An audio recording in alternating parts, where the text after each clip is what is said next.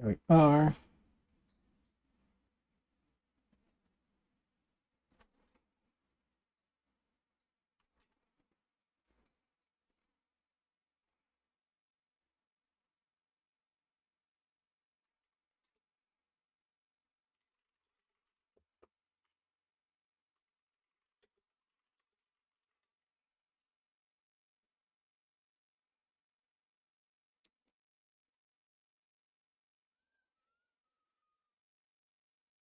Yeah, you there, guy?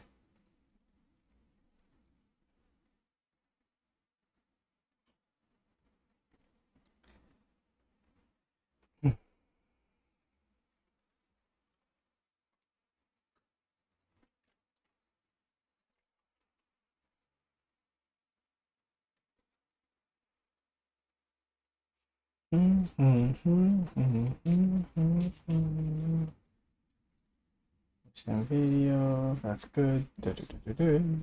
Discord. There we are.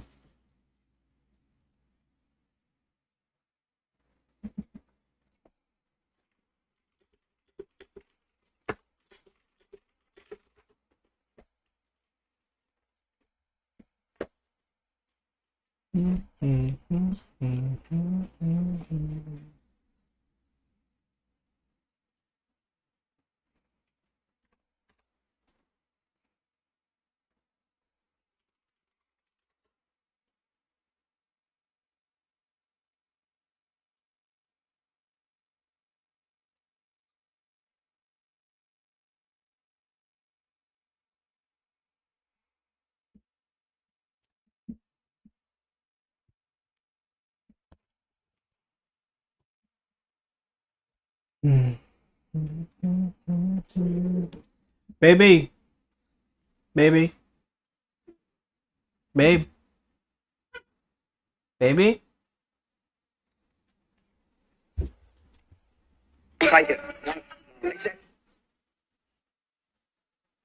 Hello, hello. Yo, yo, yo, yo, yo. What's good, bro? What's up? What's going on? Chilling, dog. Just playing some Dota. How's your weekend? Oh, that's pretty good. Oh, that's what you look like. Yeah, about accurate to what I was imagining. I think. Oh yeah, I was like, how do you know? You can- Yeah, no, I just hacked into your webcam. it's a quick one. There, just a quick move, little schmove. Oh man. So yeah, man. Well, I mean, I guess for starters, happy Mother's Day to your mom if she's around, Yeah, yeah, same. Happy Mother's Day to your mother. and hope everything was good. But yeah, I was going a little. I mean, I guess I started doing other stuff, but I did want to touch on this topic specifically. So climate change for video purposes of the video. So I did want to touch on it just for the sheer fact that we had that convo that one time in the chat. I haven't been able to hop in there, so I don't know like how popular it's been, if it's like kept up or anything, but I did want to like sort out anything that was left over from that conversation and get your position on it, dude. So like I guess as always, let's say, I don't know if you want to go ahead and state your overall general idea of where you stand with climate change, and then I'll go ahead and do mine. We're gonna do it Yeah, yeah, reverse either way. yeah. I would say climate change is real, and it's anthropogenic, and as in, like humans are causing the majority of Okay. change to the climate. And I think it's a big enough issue that I would say the average person is actually like underestimating the danger of climate change, as opposed to overestimating. I mean, there are definitely people who are overestimating on the fringes, and I don't think it's hopeless. Like, I'm not doomer pilled like some people are. And I don't think the world is like going to collapse, um, but just that it's like worth investing in. And I think our like knowledge of it is good, that we know how to reduce the effects of global warming. Like I think the IPCC, like the International Panel on Climate Change, um, Mm-hmm. I think they do good work. I think like their estimates and stuff have been pretty accurate over the years. Um, and yeah, we need a lot of like international cooperation and I mean, that's another reason to vote Democrat, I guess. Okay. All right. Does that about like sum it up? Yeah, pretty much, I think. So I suppose. Sorry, there's like noise in the background. Two puppies in here.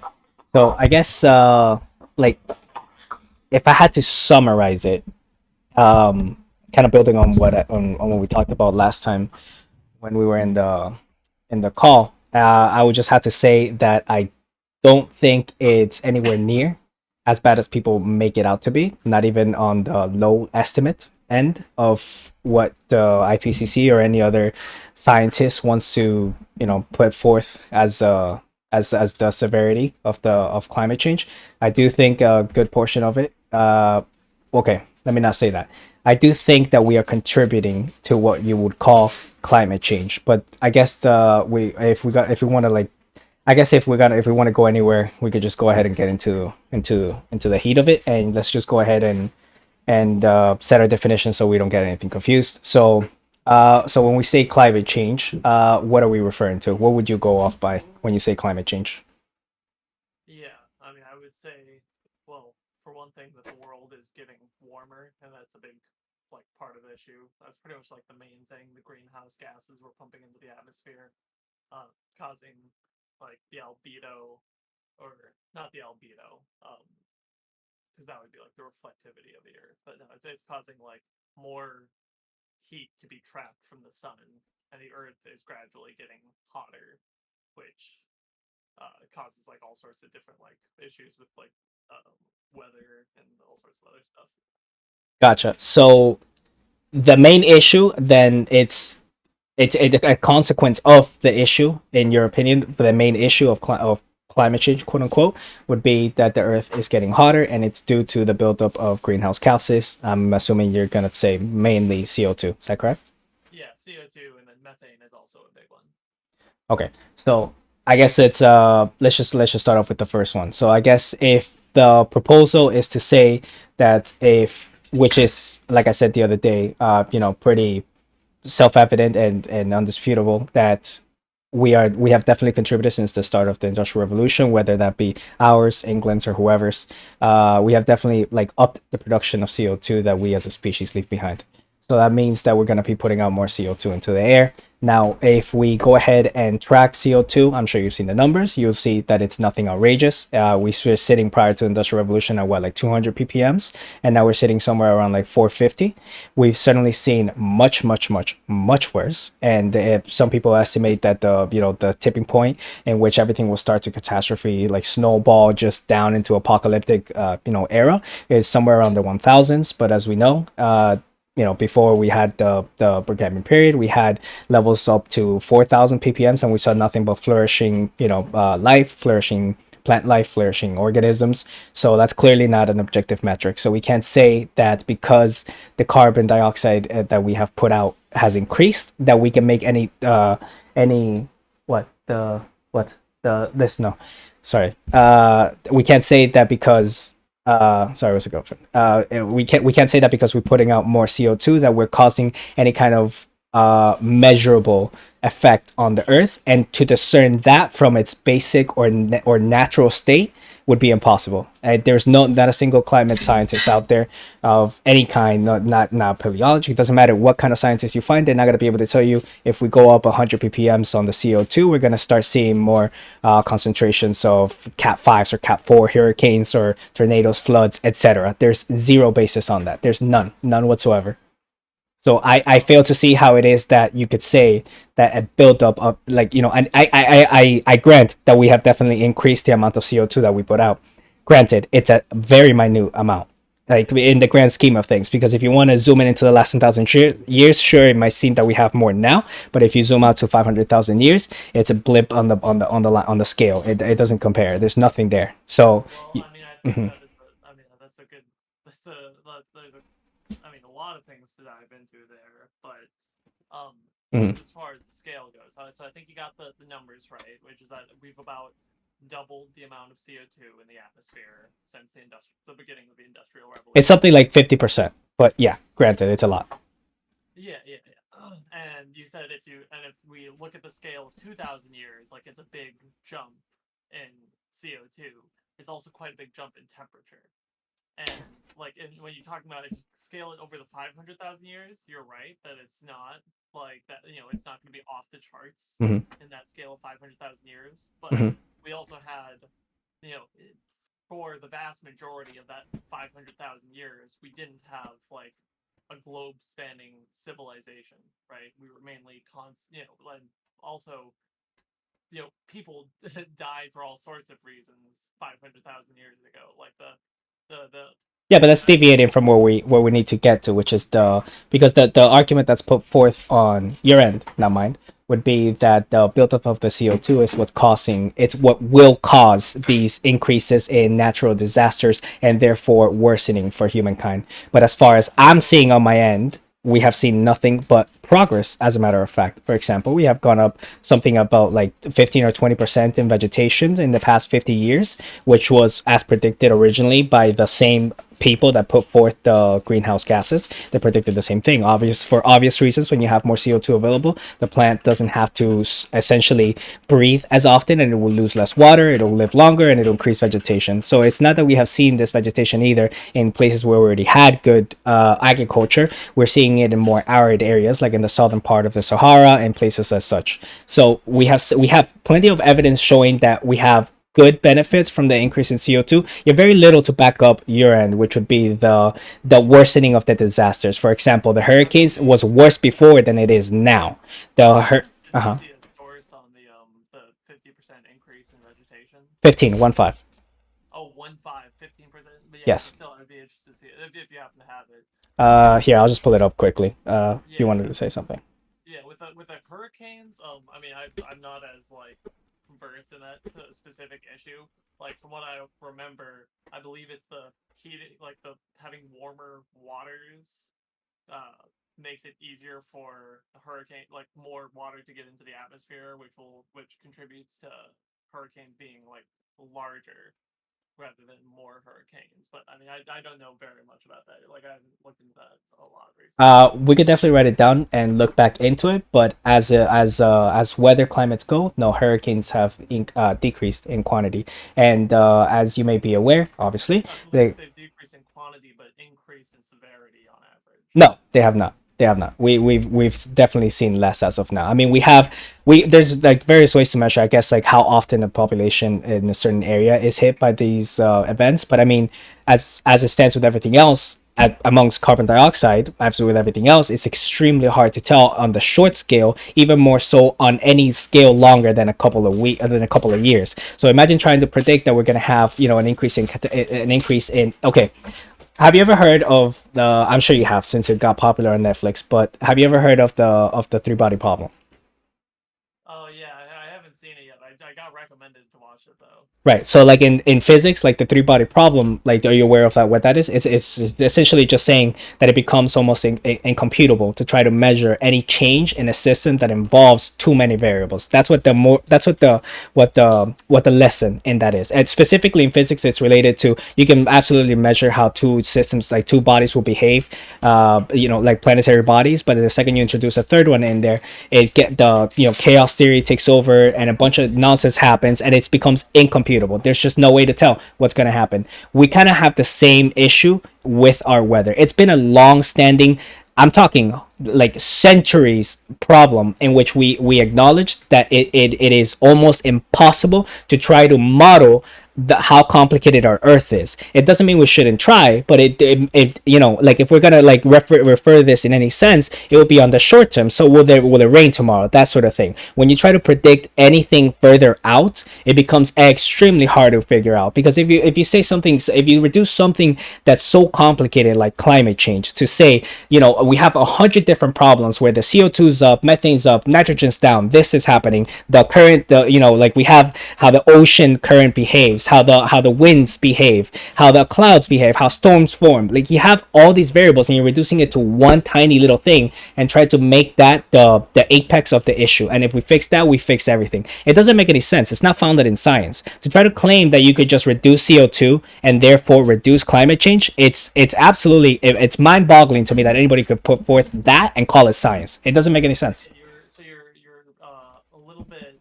So there's a thing here. The what you're talking about, the three body problem. Yeah. That so when you're talking about weather, that is accurate. Like when you're talking about weather day to day, like trying to predict a week in advance if it's going to be raining or not. Uh-huh. Like that's the type of thing that you can't predict using because of the complications of things. But when Uh-huh. you scale it up and you're talking about overall patterns, those are something that becomes predictable again. That's like the movement of like two planetary bodies, right? You can break those down, say it's really complicated. There's like all these mountains on the on the planet. There's like this planet's got this albedo, whatever. But really, the only thing that's really affecting it on that scale is the gravity of the sun, the gravity of the planet.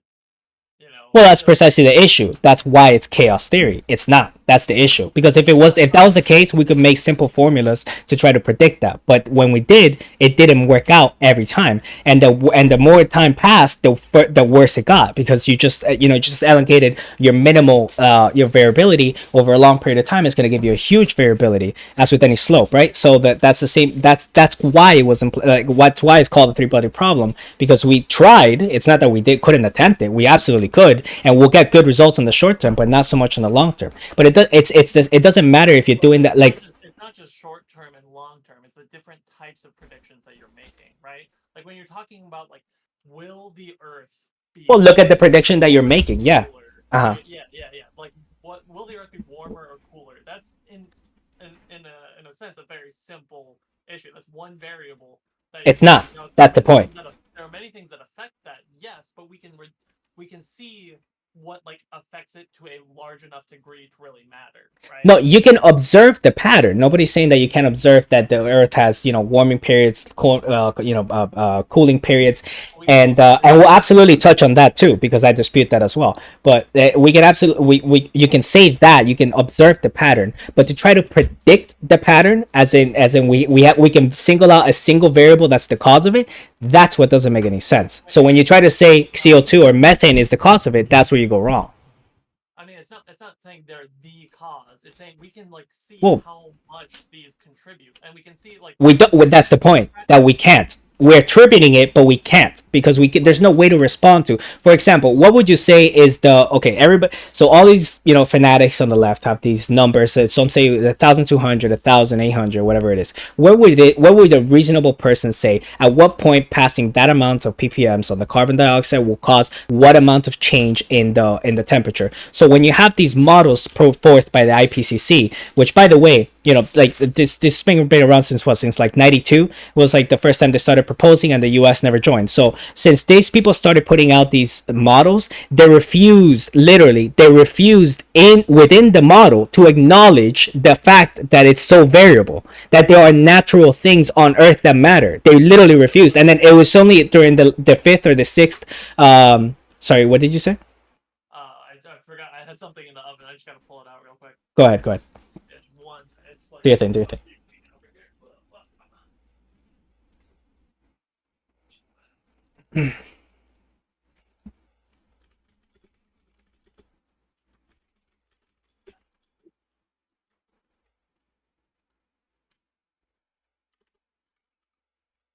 Coming back.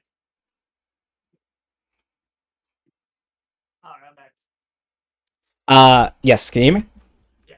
Yes. So within the IPCC themselves, they're putting forth these models that have, by the way, a lot of politics and economics and financial motivations for certainly depicting it a certain way. But that's besides the point. We can get into that afterwards if you like. But in the IPCC models themselves, until the fifth or the sixth review, is that they started like for a good side of a decade, they completely and outright refuse to acknowledge that there are natural changes on the earth and the climate itself that are worthy of acknowledging as being causatory of the changes in temperature and the changes in the CO2 and how it will behave. So to say that, we can single out a single variable, it's very, very, what's the word? Conceited from us as human beings. Like it just doesn't make any sense. It's not singling out a single variable. Well, then what are you basing everything off? What is all policy based off of? How much CO2 your population is doing per GDP? That's the variable that we can control, right? Like we can't control the albedo of the sun, right? We can measure it, we can model it, we can like see the solar cycles, see when the sun is getting hotter with Hmm. in perspective to the Earth, and when it's getting cooler, right? And we can measure that, and that's actually very predictable. So that is very predictable. We can't control when volcanoes erupt, right? We can't control if there's going to be a major volcanic eruption that puts an enormous amount of Hmm. CO2 or other greenhouse gases So into does the that mean that atmosphere. you just get to out, just you rule them out? That's it. You cross them out. That's it. They're just No, not to no, be it's like no, it's modeled. another thing. No, it's another thing we can measure. Like we know when volcanoes erupt. That one's actually super easy to measure because you can see it, and there aren't like we know like the number of volcanoes on the Earth, and we know when they're erupting and when they're not erupting. So we can It's not so exact, but yeah. yeah, yeah. I mean, there's like gonna be one off, but we basically have that like understood. Like, can we agree that like we've got the sun, we've got the volcanoes, and that is like under Well, we can for tell starters, those two things are not taken into consideration in the IPCC report. they. I mean, they are. No, the sun was just added now during the sixth assessment, but it wasn't before. And same thing with the volcanoes. You're saying it just didn't. They had no idea. They were just like No, they, evaluating. they, they knew. They knew. They just refused to acknowledge it. Well, I'm pretty sure that the sun's like the solar radiance has actually been decreasing anyway, so that would be like impacting like negatively rather than making the Earth warmer. I mean, as far as climate estimates go, like we even have estimates that show that we're due for a cooling period of 30 years. So, I mean, go figure. To say that you could like that's why I'm saying that Yeah, okay.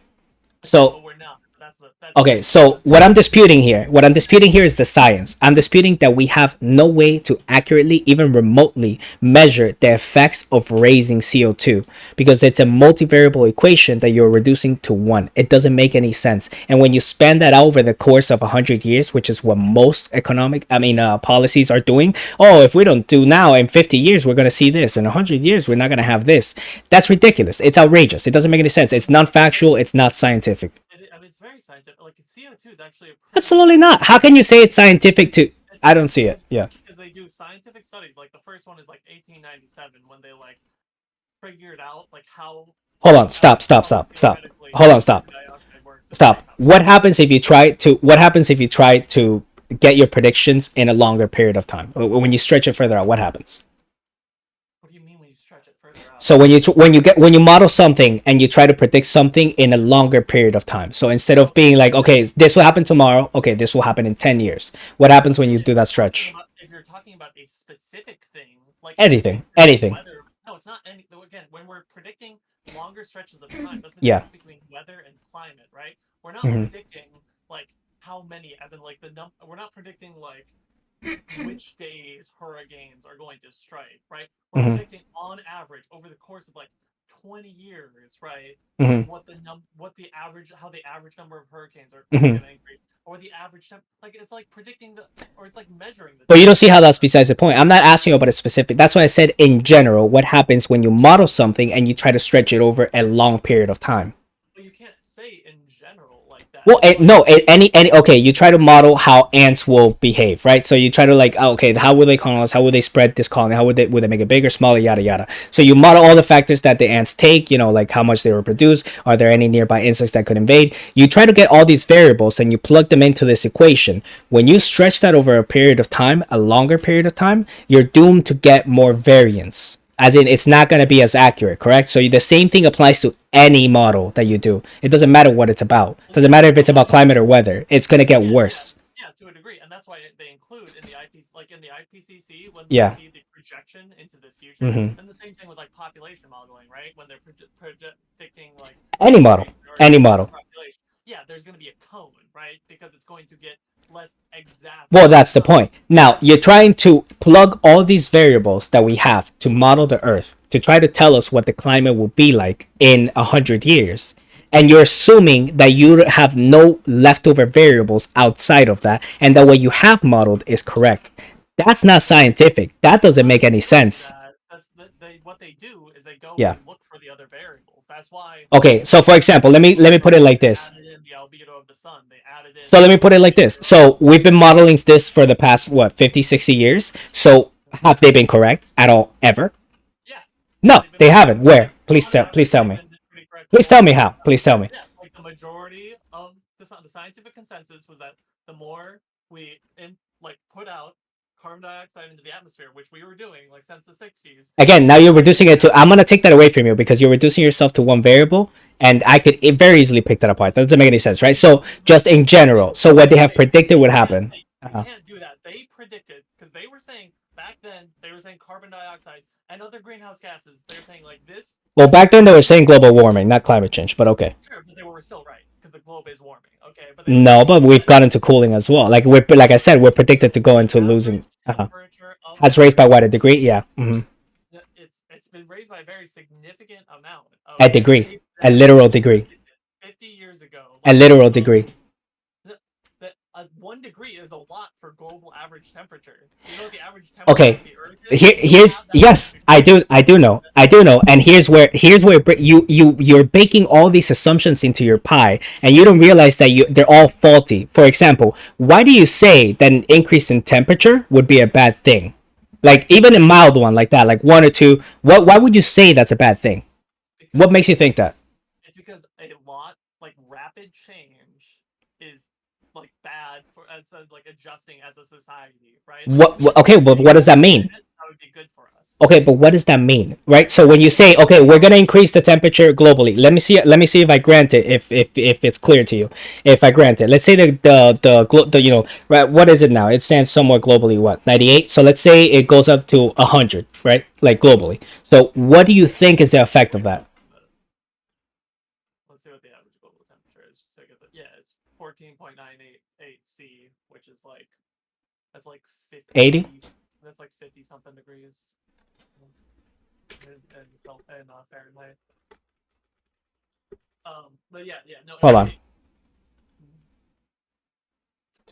Okay, so let's say it goes up by 4 degrees Celsius. I don't know. So like a good amount, right? Yeah, that would be very bad. Why? Because so first of all, the ocean level, like the sea level, will rise by a significant amount Because. the Greenland ice sheet and Uh-huh. the Antarctic ice sheets will melt. Like we'll lose a lot of the water that is over land. The North Pole doesn't matter because that's already in water, and that will raise sea levels. So Uh-huh. certain low-level island nations will just be off the map. They'll be gone. Uh-huh. Like we'll lose just huge amounts of coastline, which is the most populous part of our Right, so let's talk numbers. So sea level rise. The most of the models that the IPCC puts forth predict, what is it, like 6 to like 10 feet, right? Something like that on the lower side. And then on the higher side they say some ridiculous nonsense like 60 feet, which would happen like if you had like like the tipping point break off of the ice shelf down in the Antarctic, which is not supposed to happen for hundreds of years, even with that much of a raising in global average temperature. So that's right off the bat. Right off the bat, we knocked that out. So let's say that it raises 10 feet, right? So as it stands, why do you say that that's a bad thing, as if it hasn't happened for thousands, if not eons, of years? it's a bad thing depending on how fast it happens, right? Why? Like because because people own like houses near the it's a massive political problem. Like you have certain countries that Why? would just be gone. Is it not bad for a country to be gone? You know, like How? Which one? What will happen? Like which one will be gone with a 10 feet increase in the sea tide?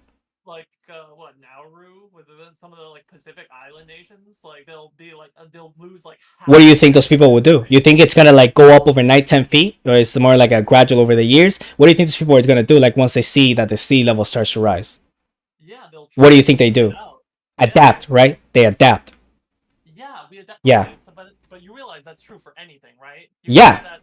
You can say that for an asteroid hitting the planet, right? If it doesn't wipe us all out, if it's small enough, it just destroys New York. Okay, but look at the comparison that you're making. You're making the sea tide rises 10 feet.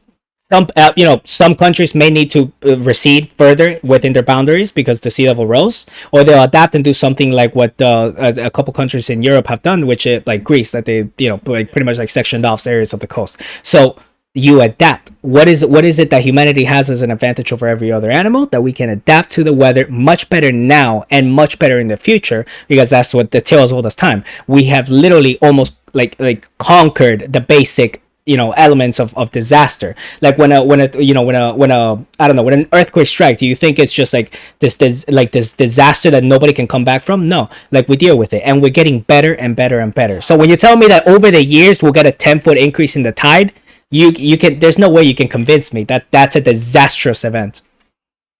I mean, if we can prevent earthquakes, we would want to prevent Well, of course, earthquakes. but with earthquakes comes immediate death. It's an event that it's a natural disaster that has immediate consequences. And over the years, like sea level rise of 10 feet on the max scale, that's nothing of concern.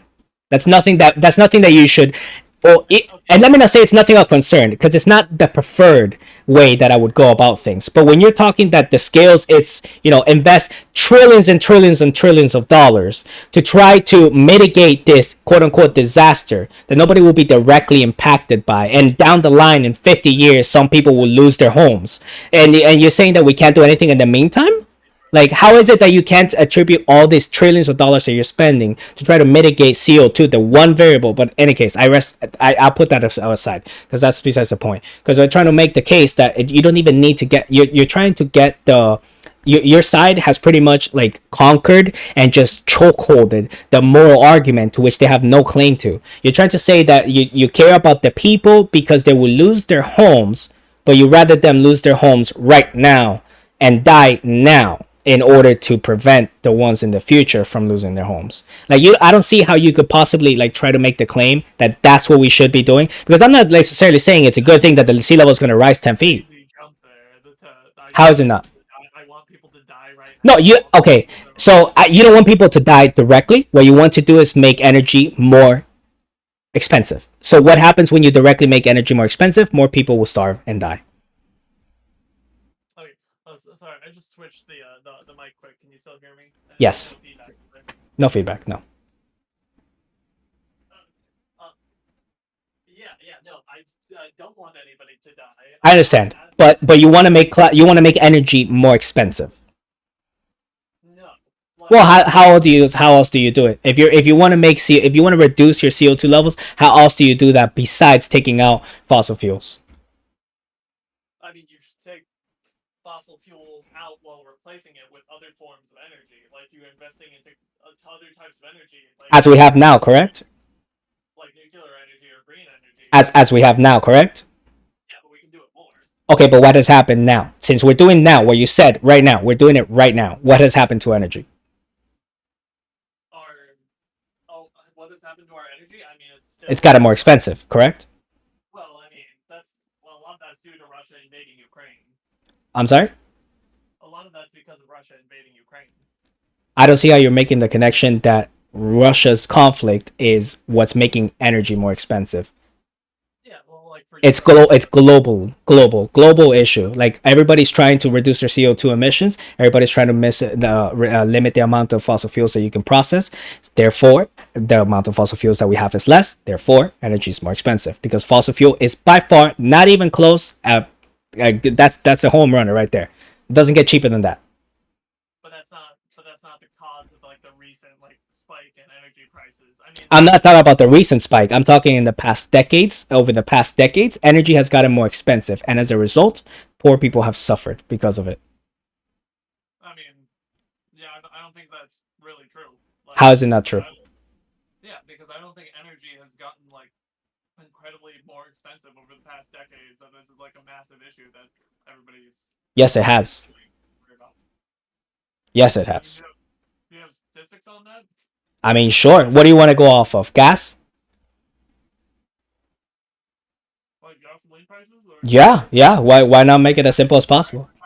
we're talking about electricity? Because I would imagine, I would bet that China it's probably gotten cheaper. What do you think? How do you think like we're generating all this electricity? A lot of it comes from fossil fuels, though. That's what I'm saying. So if you make the fossil fuels harder to produce, what happens to electricity? It goes down.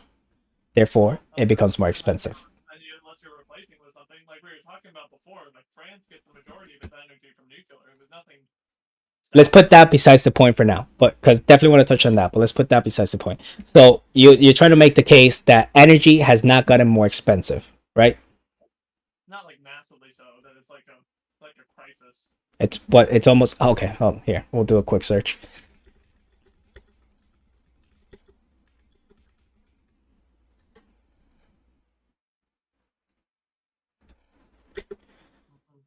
Mm-hmm. One sec. Mm-mm-mm-mm. according to the U.S. Energy Information Administration, electricity prices have increased 2.36% per year in the United States for the past 25 years. What would that put us at? That sounds like inflation amount. That's not accounting for No, no, inflation. that's that. No, that I'm sure. Okay, there, we'll read the full thing. From a national average price of 8.43 cents per kilowatt hour in 1997 to 15.2 cents in kilowatt hour in 2022. So yeah, it is accounted for inflation. Oh man. So it's increased 50%. I don't know about you, but that sounds like a lot to me.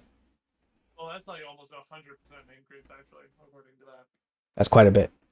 No, it's 2.36 over the past 25 years. That will put us at like what, like 50% over the past 25 years. But if you throw back 25 years longer, you'll probably see the same amount because the global warming nonsense has been going on since what, like 19 at least. Well, no, I guess policy wise it really hasn't kicked in since the 90s, but still, like it's been going on for quite a while.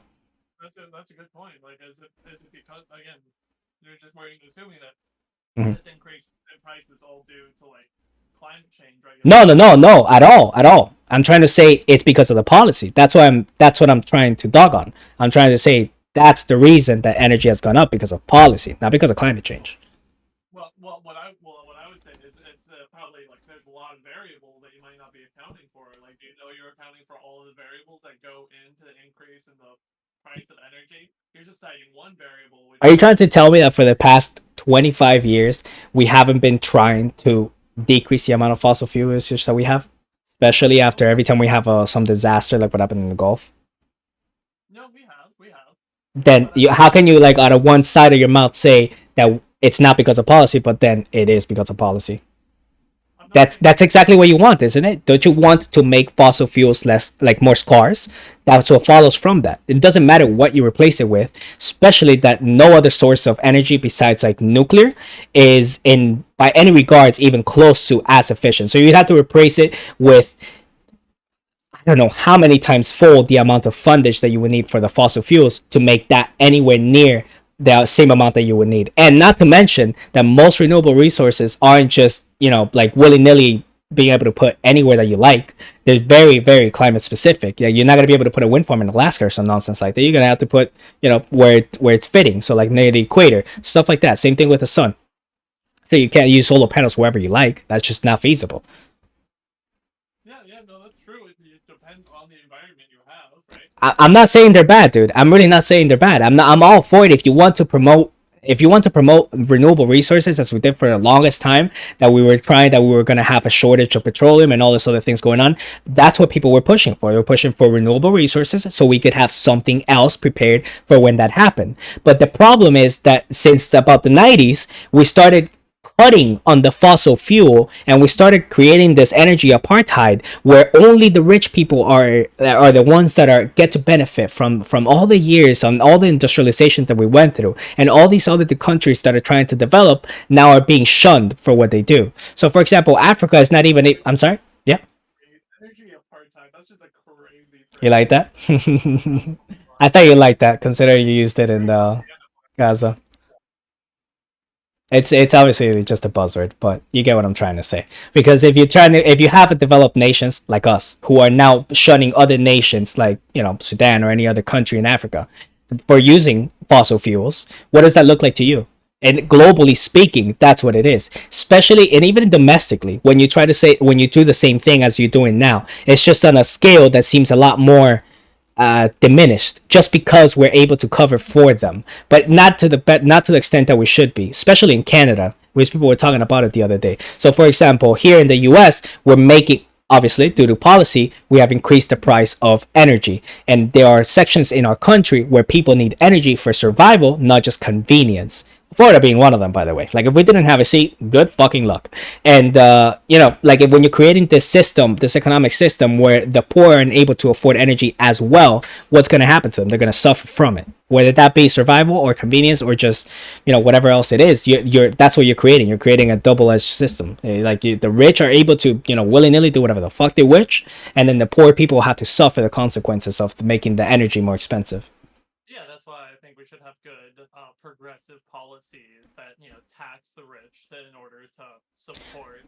No, Yeah, no, but now you're trying to get it, like now you're trying to reform like our economic system to deal with the climate change. You see how like that's a sneak in there? Like when we're trying to deal with the climate well, change, I mean, you're also, I would say that mhm, probably the largest part of the increase in prices, just when prices increase, mhm, a big portion of that is just in the United States. It's companies coming together, and having all these mergers because of what else started just before the '90s, Reaganomics, okay. and changes to fiscal policy to allow more mergers, allow companies to get larger and larger and take a more and more market share of industries as long as they could put some sort of argument that it's somehow better for the consumer. And then we see increases of prices after that because when companies get large portions of the market share, all of a sudden they can be able to increase prices without worrying about losing But you understand it's not just like customers.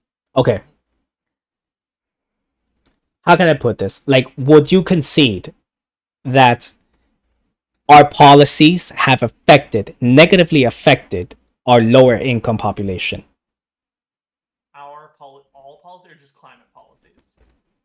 Just climate policies. I haven't seen evidence to demonstrate that. So it doesn't follow to you that if you make energy more expensive, poor people won't be able to afford it, I mean, that's no, that that is true. If our policies was just make energy more expensive, which they then have. yeah, that would hurt people. But I don't know that that's the policy was just make energy But we more just went expensive. over it. Because as far as I'm aware, we subsidize fossil fuels, and we have What do you mean subsidized by fossil subsidized fuels. fossil fuels? Like the fossil fuel industry Uh huh. doesn't pay as much in taxes as they normally would because of all these sorts of grants and things that come from the federal government, all these allocations from the federal government. I mean, Wouldn't you think if we're gonna if that happens and you increase the amount of fossil fuels, you'll have more fossil fuels, therefore making energy cheaper? depending, it depends on how the companies that are running these things do it. Like companies, like we see it all the time, Mm-hmm. will purposefully not, you know, drill all the fossil fuels they have. It's like when Yeah, Kuwait with was Iraq and Kuwait. Yeah, I get you. But the point is, that's not the point though. The point is that that would follow if the market were to be a free market. Because as you know, we're not even part of OPEC. So how is it that like you can't really like blame us for having something like that? Because most of the countries that are involved in OPEC are Middle Eastern. We got Venezuela, so they don't have anything, not much of a good faith relationship with the U.S. So we don't really have much of an impact. Obviously, we're the U.S., so we have a huge impact. But I'm not saying we don't. But the point is that if you that's what would follow if you were to subsidize fossil fuels, you would have more fossil fuels. If you have more fossil fuels, your energy is cheaper. We as a country, since what is it, we didn't even sign up. Okay, so like what was it in 92, I think it was that agreement that they formed, that a bunch of countries signed up, that we didn't sign up for, to try to reduce our CO2 emissions. We didn't join that, yet we still started lowering our CO2 emissions after 2000 something. So eventually down the line, we joined the Paris Agreement, and now we're working towards it. So it's definitely a goal of the US to try to reduce our CO2 emissions. When you reduce our CO2 emissions, that implicitly states that you have to reduce the amount of fossil fuel usage that you have. That implicitly states that it's what follows from that. It like deductively, it's that you're going to have a increase in energy cost. That's just what follows. It doesn't matter what you replace it with. You're gonna have that's an not increase. that's not deductive. That's like again, there are more variables here. Like if you subsidize energy, like you could Uh just do huh. a direct subsidy of energy, right? Like you could just say we're as a policy gonna do. There's all sorts of things you can do to make energy cheaper without increasing the supply of fossil fuel energy. Like you could build more nuclear plants and then But look at what subsidize you fossil said. Look at what you said. You can make energy cheaper without increasing. I would agree. You could, but you know what's gonna happen? If you decrease it, it's gonna increase the energy price. We're on the same page here. It's just you're asking for a decrease in the fossil fuels. I'm asking you not to do that. Yeah, but I'm saying that you can decrease the fossil fuels while increasing energy output. No, you cannot. Build nuclear plants. Oh Build well, I mean, nuclear yeah, generation. yeah, yeah. Obviously, yeah. Yeah. I'm all game for it. Is it happening? No. So let's not play in this game of like imaginary world where this would be the Well, case, because we're both on the same page on that. you can do well then. Well, if you're advocate, I'm saying if you want to advocate for cheaper energy, right? You want to advocate for nuclear plants because it's going to be a lot harder to I sell. do. You don't see where the problem is here? The problem here isn't me advocating or not advocating. The problem is that I do not want to cut the amount of fossil fuel usage. I'm not saying don't create renewable resources like nuclear or any other, solar, wind, whatever it is. I'm not saying don't do that. By all means, go ham. If you want to spend tons of money on that, go ham. The problem isn't that. The problem is in the key aspect of use less fossil fuels, which is what we do in order to deal with the CO2 usage. Okay, For here's example, everywhere that let like, me uh, let's frame it so that it can be like get to the heart of the issue because it is true. Like regardless of increasing decreasing energy, like if we just started cutting. drilling as much as possible, right? Uh, And trying to like get all the fossil, like investing more into fossil fuels, right? uh, We could lower the price of energy. Like that is true. Like if we like mm-hmm. we there's that's one of the ways we could do and lower and that would lower the price of energy. That would disproportionately impact like poor people as far as their bills go. Um, but that would all but I would not advocate for that Because that would for raise like CO2 emission. exactly. I'm And saying now that now we're at the heart of the issue. So now it like the issue. You remember how you said earlier? How can you say that just increasing the energy prices isn't just reliant on just one issue, such as increasing the amount of production of the fossil fuels that you have in that.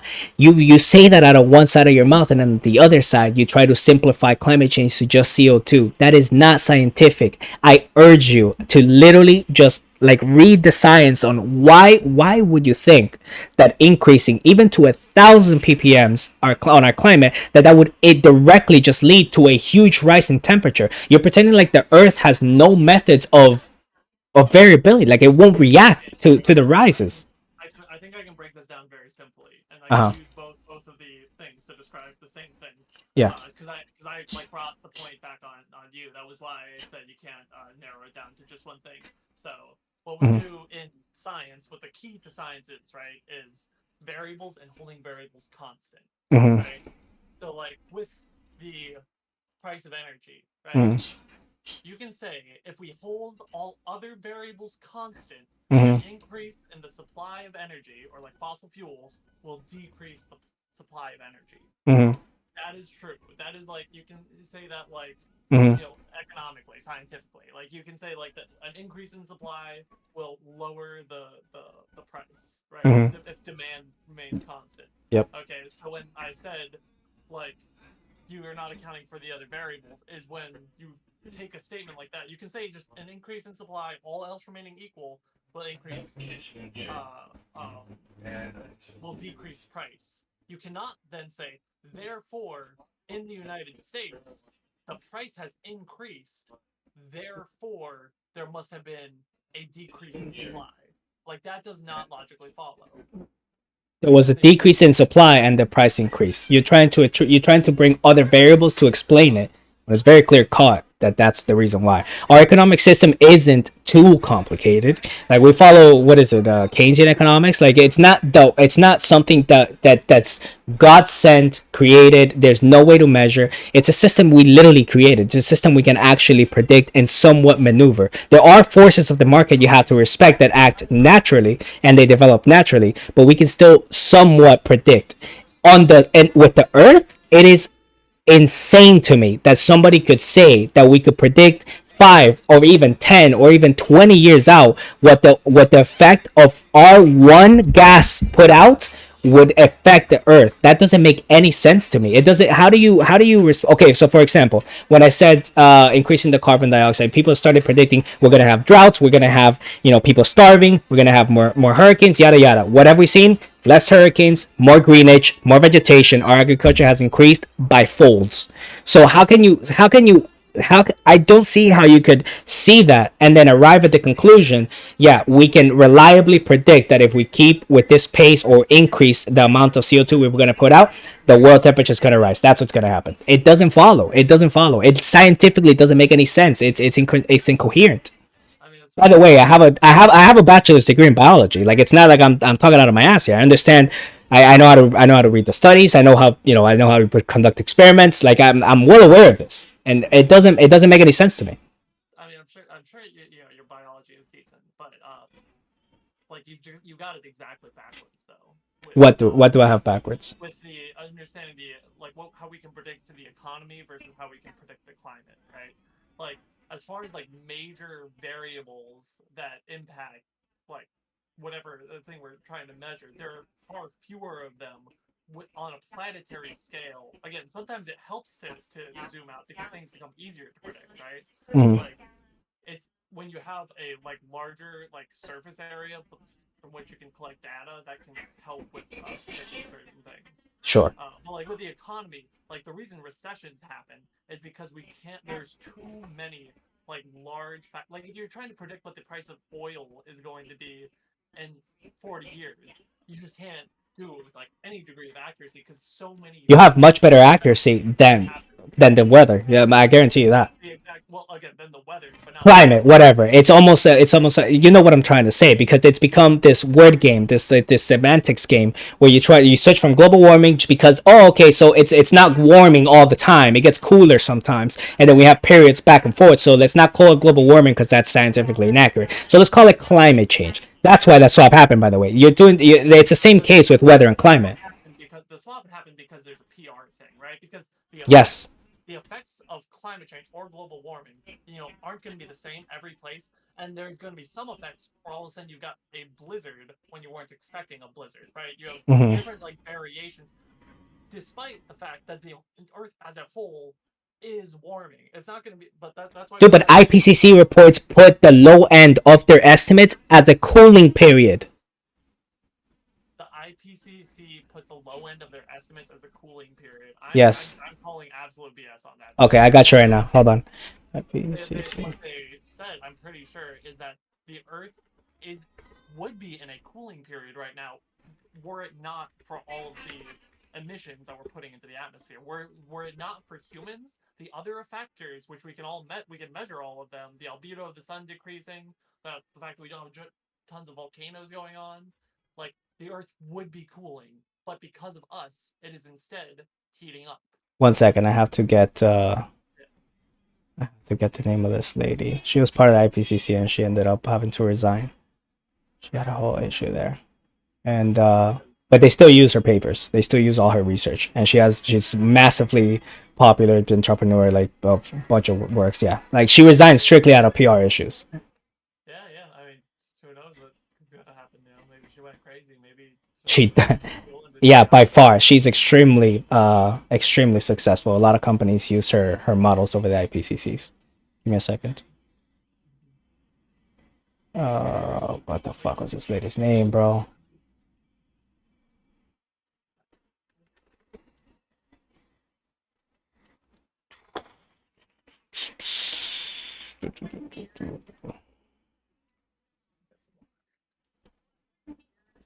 That's a cute dog, by the way. Thank you. She's a little schnauzer puppy. Hmm. She's a little spoiled though. Yeah, yeah. I've got a cat. I'm not sure where she is. Let me go here. I'll find it. Give me a sec. Mm-mm-mm.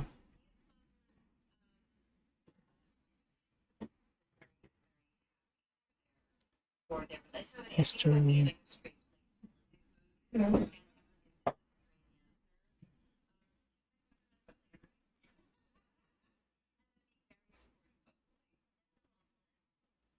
I can also put my camera on, by the way, if that's better. Your call, man.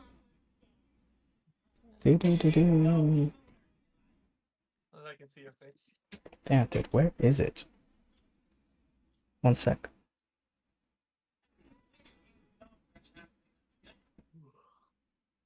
Oh, by the way, a good resource because you know I'm a lay person. You know, I'm not like reading through every latest climate change study. Mm-hmm. There's a YouTube channel, you know, the best source YouTube, um, called Potholer 54. Potholer 54. Tap it in the Discord so I don't lose it. Never even heard of him. Yeah, yeah, yeah, yeah. I mean, it sounds like a really it's because he's like old. He's a British. I don't think he's retired. I think he still works for the news company. He's a science journalist. He's a geologist by like that's what his degree was in. But he's like a science journalist and he like reports on studies. So he goes through and reads scientific papers and he goes through every time there's a new report talking about how climate change has been debunked. He'll go through it like line by line, check the sources in the original study, see where all the things came from. He also does videos on evolution, and he's got some on COVID as well. So two other topics we could hit. Well, I mean, I guess not so much evolution. That's pretty much like that in the water. Yeah, we're like the same page on evolution. I'm glad to hear. Where is this lady, bro? What is this lady's name? Jesus Christ, hold on. A professor or a doctor? She's a doctor of some kind. Or she's a professor. I don't really know.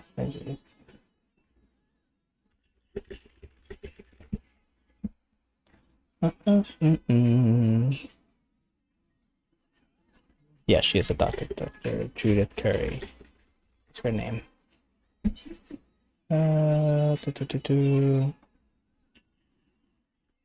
This is her page. Let me get you her estimates. Etc.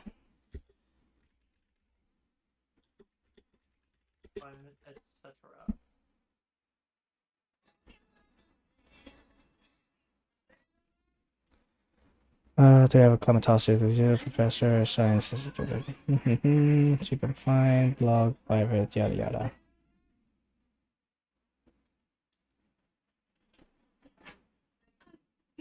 Let's see if I could just directly find the quote. I mean,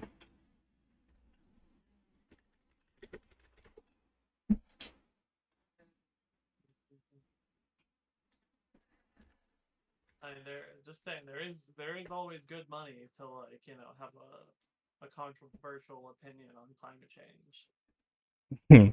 We can get into the finances of whether it's more financially efficacious to be for or against it here.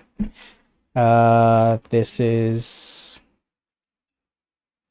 I don't know if this is like who this is by, but here. Pearson Center. Yeah, it's some guy wrote an article because I wanted to find a direct quote from her so I wouldn't have to sit here and go through an actual paper. But it says because it's gonna take me a minute to find that to begin with. But I don't know if you spot that. Here, you watch my stream. Oh yeah, let me switch back so many times. Okay, yeah. So right here, Perry warned of a possible global cooling. We also have a cooling period starting around the turn of the 21st century. She also suggested that the current cool phase will continue until the 2030s. Even on the timescale of a decade or two, we could end up with a very surprising how the climate plays out, and it might not be getting warmer like the UN IPCC says. Oh, that sounds like that's a quote from must have been a long time ago since she said up until the 2030s. I believe that she did an interview maybe like a year ago, and she repeated the same because the interview that I saw was, I think that was the date on it, but she said the same. So well, she seems to be pretty wrong so far since. But again, this is that we might be going into a cool. How can you predict what's going to happen in the future? So they said, we're going to have like all this mass droughts and all this other issues, and we've had the polar opposite. So it seems to me that whenever you happen to be right, you want to put it on a pedestal and claim your theory as the correct one, and then when it happens to be wrong, it's like flukes happen, but that's not how you do science, man. Okay, but like in any case, you're not predicting the temperature any one given year. Like predicting what the temperature is going to be. I understand, dude. I understand. Okay, what would you say if we actually got into a cooling period? What would you say? Grant me this in this scenario. What would you say? Yeah, if there hasn't been some like radical like shift. Let's say next year, right? It just and we just start seeing like a drop, like a very minor drop, like 0.1 C's, anything like that, and then eventually it goes down to a C, and then 2 C's and 3, like that, right? So like if it happened, what would you say? Would you espouse global warming or climate change? Yeah, I mean, if it kept happening and it like and it just like So it would just take one. So it would just take one period. It would just take one cooling period for you to completely denounce it. wait, no, not one for like 1 year, like No, no, no. One cooling period. So like 10 years of cooling. That would completely take away all of your reasoning for for climate change. no. I mean, well, I mean that's like such a like what is the cause, right? Like if we can Well, figure that's what out I'm trying to say. That's what I'm trying to say. Like it's always whenever it gets warmer, duh, CO2, duh. But then you don't, it doesn't fit your agenda, and now it's suddenly, oh, there may be these other variables that may have impacted it, and that's literally all I'm saying, dude. That if you have climate change and you see, I'm not denying that it's warming. It is warming. We see it. There's literally no denying it. It's evidence. It's self evidence. But what I am denying is to say the CO2 emissions is solely responsible and a good predictor of what will occur. That is that is insane. what else Yeah. could it be? There's a question for A you. multitude of factors. I'm not the one pretending to know what's causing it. Okay, so you're just saying it's a mystery. It is. Okay, but that's okay. That you can't even have like you don't even have like a possibility of like what it could like what you can't. Absolutely. Absolutely. Absolutely. I agree. Okay, Absolutely. It could be. It could be a very good factor. It could be. I'm not saying it is. okay, That's the no, difference. but I'm saying you can't even like think of another possible thing that could be causing the warming What do you besides mean? greenhouse gases. Like I mentioned at the beginning of this, so natural cyclical patterns of the Earth enhanced by our output of CO2 in this one period, and then maybe What cyclical factors? ocean currents, air currents. I don't Air know. currents, ocean current, air currents. What Yes. do you mean? Like, how could that increase the temperature of the air? Like, what would Do that's you ocean know current? the sheer scale of the ocean pattern? Like how, like what the scale? It's what, like 13 different variations that it goes through. It's cyclical. It goes through all these changes. There's no way that you can sit here and try to pretend, like, dude, the salinity, the acidity, the deposits, the carbon deposits. There is so many things. Okay, wait. So, okay, the ocean currents actually do have a pretty big impact on climate. Like, that's what keeps Of it course, warm. and the solar flares, all of this mixture of events, all of it. Everything that you're saying that Yeah. could have a reasonably sized impact on climate, Yes. we can measure. No, we can. That's the problem. We cannot model that correctly. We cannot. We have shit for models. Currents, we Huh? can't measure the ocean currents. Absolutely. You're trying to model what will happen. You're not measuring it because it's what's observable is obvious. What's observable is obvious. We have them documented. But how they interact, how they respond to CO2, how they respond to increases in nitrogen in the atmosphere, how they respond to all these different things, it is mind-boggling to me that you can sit here and say that you can create an equation that will give you an answer or anything that will even remotely be like slightly accurate, just by like a sliver of accuracy. That is insane to me, bro. The models get better every year. They I get better I every get year, granted, and they've yes, been predicting them for decades. Like and again, they predicted wrong. And I'm not saying they're not getting better. They have been getting better. no, we are within the predicted range. Like it was like it could have warmed up by this much, or it could have warmed up by this much, and we were like in that range of the Okay, predicted if range. I okay, that's how how wild the range that you're saying was. We're talking 0 to 60 feet of sea level rise. You have a lot of room for error, bro. A lot of room for error. Okay, again, it's not 0 to 60 feet. That's what people were saying in the 1980s. People were saying you're talking No, about scientists were saying, yeah, we're gonna have all this apocalyptic scenarios going on Earth. We need to change now. We need to stop fossil fuel now. Now it needs to stop because we're gonna all die in okay. 50 years. I think they guess that like they said first 2000, then Okay, 2010, then 2020. wait. Okay, Yes. now you're just okay. You should be careful because you're just saying something that's blatantly false. Oh, which one? Sorry. That the scientists were saying in the 1980s, like the scientists, like there's some sort of scientific consensus that the world is going to end in 50 years. Like No, there's I probably wouldn't say that. Yeah, no, no. But there are scientists that were guessing on the fringe end that were saying that. yeah, there's probably some scientists on the fringe end, just like there was a scientist who thought like Yeah, the but the world consensus was 0 to 60, dude. That's the consensus. 0 to 60 feet level rise. what over 100-year period. Like yeah, like No, by like 2020. again, depending on when the prediction was made, there will be, again, it's a cone, right? All I was trying to say with that is that you can't say we fell within the range. No, dude, you gave yourself a very wide margin of error. We've stayed within the range, like Dude, as you can't. gets Okay, closer and it's more accurate, within a certain dude, it's a time. very that is an extremely wide range, dude. How can you say that's even remotely like something to bolster, something to say, yeah, I was right? Like, dude, that's like if I told you, okay, in 100 years, the U.S. will either exist or it won't. Like, yeah, yeah. What's the alternative? We knew that it wasn't going to get colder, for instance.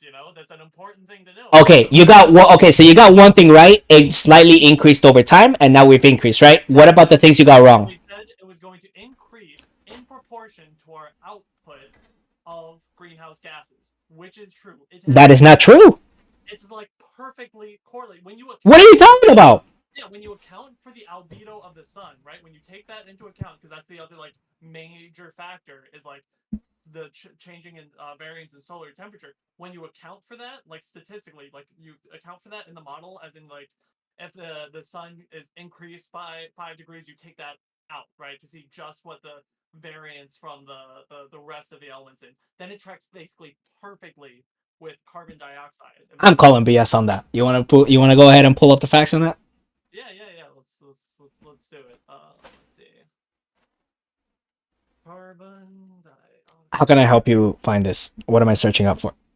I'm just searching carbon dioxide and global temperature.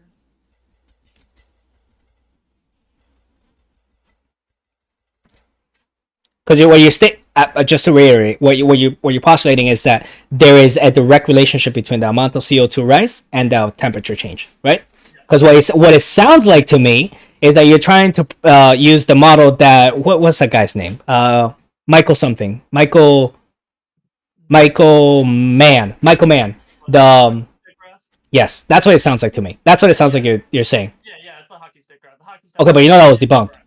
No, yeah, yeah. People have tried to debunk it. No, no, no. It's debunked. They just misread the study and they just didn't understand it. Like Okay, that's what but happened. that's the point. That's the point. What you're saying, it's tracking directly. That doesn't make any sense. It was literally two different variables that were being measured with like no axis, no anything. This guy postulated everything up there, started going on a spiel about all this that was gonna go down, and it was all bullshit. It was just like the biggest bullshit. And he got called out by like two economists in Canada, and then he started going after them because he didn't want them to get access to his research, because then they would be able to prove that he was wrong. And when they did get access, they did prove he was wrong, and they started calling them climate deniers, and they started, which is a whole other thing. There's a psychological aspect to that too, by the way. Like, your side is entirely totalitarian. It's very much a tyranny. It has just, okay, do you want me to explain what I mean by that? I mean, I think I know what you mean by that. Okay, The people who speak out against it are going to lose their job. They're going to lose their funding. They're not going to be able to like have any reputable. that's what it boils down to. So like how it gets there, it's like a complicated thing, but that's what it boils down to, correct? Yeah, But yeah, that's the yeah. point. I would just say that they're just bad at science, so that's why. Okay, so then what you're saying is that Michael Mann's graph in 2000, what is it? I think it was like 2010. Hold on, Michael Mann. We're gonna disprove this right now. Hold on, Michael Mann. How do you spell it? Michael Mann. Yeah, There I you mean, go. they have if you look at like NASA's website, they have the graph right here. It's the same graph, so they're still using it. You wanna share your screen? Yeah, yeah, I can share my screen.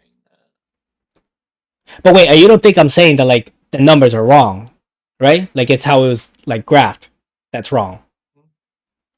So like the numbers themselves are not okay. Yeah, Yeah, no, the numbers are not wrong, and the way it's correct. graphed, I would say it does accurately represent the scale of what's going on. If you take it out to 500,000 years, all of a sudden it doesn't look like a big spike because there have been massive climate fluctuations in the last 500,000 years.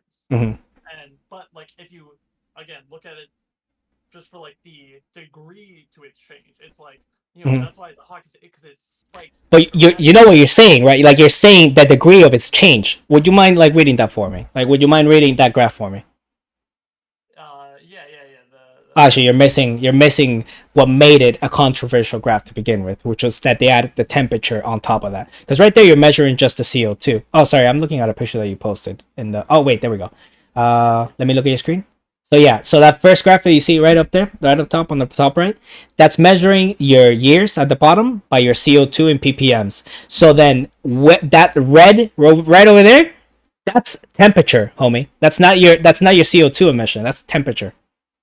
But this is also it's not CO2 emissions; it's the level of CO2 in the Here, atmosphere. I'll show you what I mean. Yeah. Do do do. You look at my It doesn't screen, at my it has stream. yeah, it doesn't have temperature right next to this. Let me see. Oh yeah, I'm back on your screen. Yep. This this is what I mean. This right here, the blue, that was the CO2. This is how they presented the graph minus the axis. So the CO2 right there, that would be the CO2 emission, and then the red is the temperature. So when they did this, they try to make it seem that way. It's not true. Like there was an increase in temperature. That's not what caused it. Like it's not the CO2 that caused it. But they do correlate. Like they do match. In that section right there where we see like there was an increase in there, it just so happened to be, we have like thousands of years of history, hundreds of thousands of years of history to try to search through. You're gonna find stuff like this happens from time to time, No, and no, because it correlates at all doesn't mean that it causates. no. It always correlates, and it's a cyclical driver. Like we know how it operates. Like in Oh, okay, there you go. So you're saying it always correlates the CO2 with the temperature. That'd yes, be a pretty close case, right? That'd be pretty cut. So go ahead and demonstrate that for me. If you could show me yeah. the temperatures. By the way, which we're already using a very questionable take, since we're measuring the temperature by measuring ice cores around the world and trying to get the average of it. Yeah, yeah, which is a very good measurement of like It's okay. It's okay. it's pretty solid. It's like measuring like It's like okay because, for example, we have another one which should be to use the tree rings to do so, and it doesn't add up. It doesn't correlate as you would want it to. It doesn't. let's see. Oh, this you can like zoom out, but it doesn't show that. Let's see. Carbon dioxide, year, atmospheric CO2, CO2 emission. Well, that's emissions in CO2. That's not helpful. Carbon dioxide over 800,000 years. Yes. Yes. Okay. And then temperature. Somebody should have made it later already. There should be like, Yeah. because this is like a pretty clear cut and case. This would that essentially show I've it. seen it before. Definitely seen it before. Let's see. Here, let me help you look for it. But Oh, just keep that in mind, by the way, that, for example, you have one variable that correlates with it perfectly, and then you have the tree rings not showing that. So there's that too. But I hope you look for that. CO2. Levels. link between temperature and carbon dioxide. Time. Mm-hmm. Mm-hmm, mm-hmm, mm-hmm. Yeah, it's not going back over time now. Mm-hmm, mm-hmm. Oh, your PC. Look at. Do I not? Temperature anomaly. Tempo works, I suppose. If you This could, is well, it's be a lot harder to read. this is numbers. Yeah, that's not.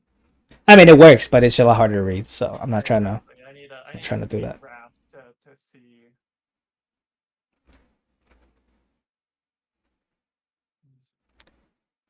And I don't think this is fair to your argument either, because for the sheer fact that even if you like, let's say that we find Yeah, it's like a, a perfectly tracked. yeah, it doesn't mean that it's not. I'm not. That's what I'm not. I'm not saying. I'm not gonna like outright like sit here and bullshit you and say no. See, it's not. But like you're not gonna. I really doubt it, dude. I really doubt you're gonna be able to find a graph that tracks that. But even if it didn't, it doesn't mean that your side is wrong. Like I said from the beginning, like the our issue, like the at least the people the like our issue on the like on this hysteria isn't don't do the things that you want to do, is don't cut from the other people, This like one's don't make pretty them good suffer, actually. This one's actually I guess you would have to overlay it, but we could somewhat what you tell. can see is going down, down, up, up, down, down, up, up, down, up, up. Like it's pretty. Again, they're not proportionate, but it's very like you see how it's very correlated, like incredibly correlated. And this is over 400,000 years. So if you scale it even larger, and if you go over millions of years, although our ability to measure temperature over millions of years is probably not as good, like it would be, like it would look even Over more. that period. Yeah. Yeah, yeah. But yeah, you could but this is a pretty good one showing the direct correlation between carbon dioxide and temperature. And then what people say in response to this is that there's a slight lag and that the temperature starts increasing before the carbon dioxide starts increasing, which is true because usually, carbon dioxide usually doesn't Hmm. just release by itself. Like there isn't just anomalously going to be a massive dump of carbon dioxide Hmm. into the atmosphere unless you have like a volcanic. I don't think volcanoes actually do carbon dioxide. They do. I don't think there's a lot that comes from them. Volcanoes, they do. Yeah, is it carbon dioxide Yes, traveling in? of course, they release tons and tons. Yeah, But we're like, because carbon dioxide comes from like organic matter, and regardless. carbon Anyways, dioxide comes from a gazillion different places, but yeah, it but can't. Organic matter is one of them. But I mean, we have carbon dioxide from deposits at the seabed. That whenever we have, like any kind of underwater earthquake or shifts in the plates or anything like that, it can break them and release the CO2, and then it releases instead of fizzing into yeah, the but water. Like there's I was yeah. just pretty sure that was from usually from like organics from the seabed, like underground like natural gas or No, like I would say like the majority of the CO2 emissions that we have are from non-organic matter. I would imagine. No, no, that's not true because of plants. So plants count. So yeah, no, that's not true. But like okay, besides okay, plants, okay, like yeah, animals wouldn't be. yeah, no, animals don't generally produce that much CO2 anyway. But regardless, In any um, case, like it's the same thing yeah, that I said you were saying earlier. that, but yeah. So the sorry, I was saying that the temperature starts to rise before carbon dioxide starts to rise, which is yes. Usually there's an event, say like the solar, the sun is getting hotter, Hmm. or a volcano releases tons of stuff into the atmosphere, and something starts making the planet hotter, and then the Hmm. CO2 gets released, and the CO2 compounds that effect because the CO2 also causes warming. So like when you have a large rise in CO2, like if a volcano erupts, if that does, I'm still a little bit unsure about that, release a bunch of CO2, that we would see that increase the temperature,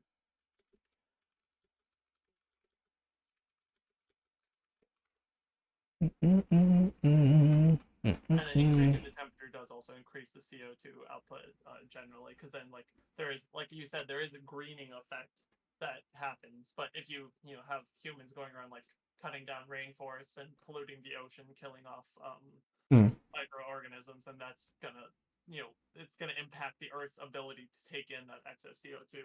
Like obviously, like plants need time to grow and everything. So if you just pump tons of CO2 in the atmosphere, like the plants aren't going to grow enough to overcome all that and keep that's why the level of CO2 is still increasing in the atmosphere rather than just like saying Again, stable.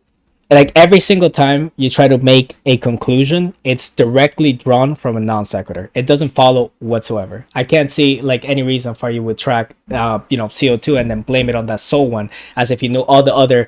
Okay, so part of keeping doing an experiment, a scientific experiment, where you're keeping constant variables to be able to hold them and be able to tell if something is causing a direct effect in in a simple system, but that works. But you have confounding variables and you have unknowns. The unknowns in an equation so ginormous as climate change are, and it's just inconceivable the amount of unknowns that there could be that you're not controlling for. When you don't control for something like that in an experiment, your experiment is essentially invalid, completely invalid. Because I can sit here and nitpick at your equation all day. Like for example, if you tell me it's because of the CO2, I could sit here and tell you, okay, so how much it does, like the CO2 acidifying the oceans, how much of that does it get rid of? How much doesn't it get rid of? Every time there's an earthquake, like I said, or volcanoes, or any other natural disaster, I could sit here and just nitpick at it all day, bro. It like that's the Yeah, entire point. That your no, your your yeah, your equation for climate but change does is that dog no, water. does that scientists? What do you There's mean? scientists out there.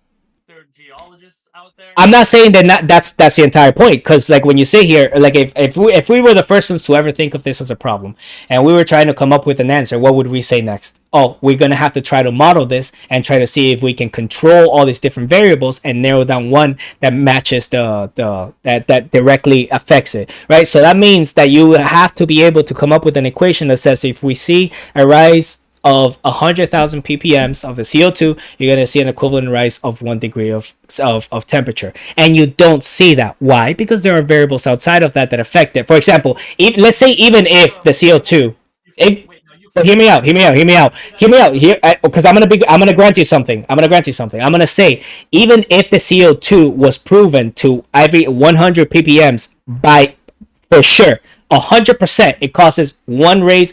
Even let's say this was the case in this hypothetical, even if it causes one raise in the 1 degree of Celsius, how come sometimes you still see like the earth being able to mitigate that somehow, because there are variables outside of that that control that. So when you sit here and you try to tell me that in 100 years, if we see a rise to 1,000 ppms, we'll see 10-degree rise in this in Celsius, that would follow, but you're not accounting for the other variables that are mitigating that. For example, plants being able to consume that more. What if the rate at 1,800 ppm, plants become these like super ginormous factories of just pumping that bitch in and out like it's nothing, and it starts reducing it. Like, do you understand what I'm saying? There are unknown variables that we don't know. That's a particularly known variable because we can, again, we can measure like the level, like we can Yes, estimate in a the lab level setting, not worldwide. no, on the planet because we can measure like going back to If that was true, we brother, can if look that at was true, what would we have seen? geological Loss of vegetation. well, we can look at the geological record and see that we know that plants will increase, and eventually, if like it was just again the Earth would calibrate itself. It was just like a natural instant, like some natural event. Again, over hundreds of thousands of years. Like again, if you look at this time scale again, like if you look at like these heat spikes, right? Like the the the spike here that Yeah, looks like really steep, right? That's yeah. nothing compared to the spike we're having right now, because that's over thousands of years still. Because this a span of 50,000 years. This is taking 1,000 years. It'll go up Wait, like what are you trying this, to prove with this? and this is temperature. Look at this degrees Celsius. You know what the hockey stick graph like What are the you trying to hockey prove with stick this? would be a straight line up. I'm trying to. Wait, now I'm losing myself. Okay, we can measure the things.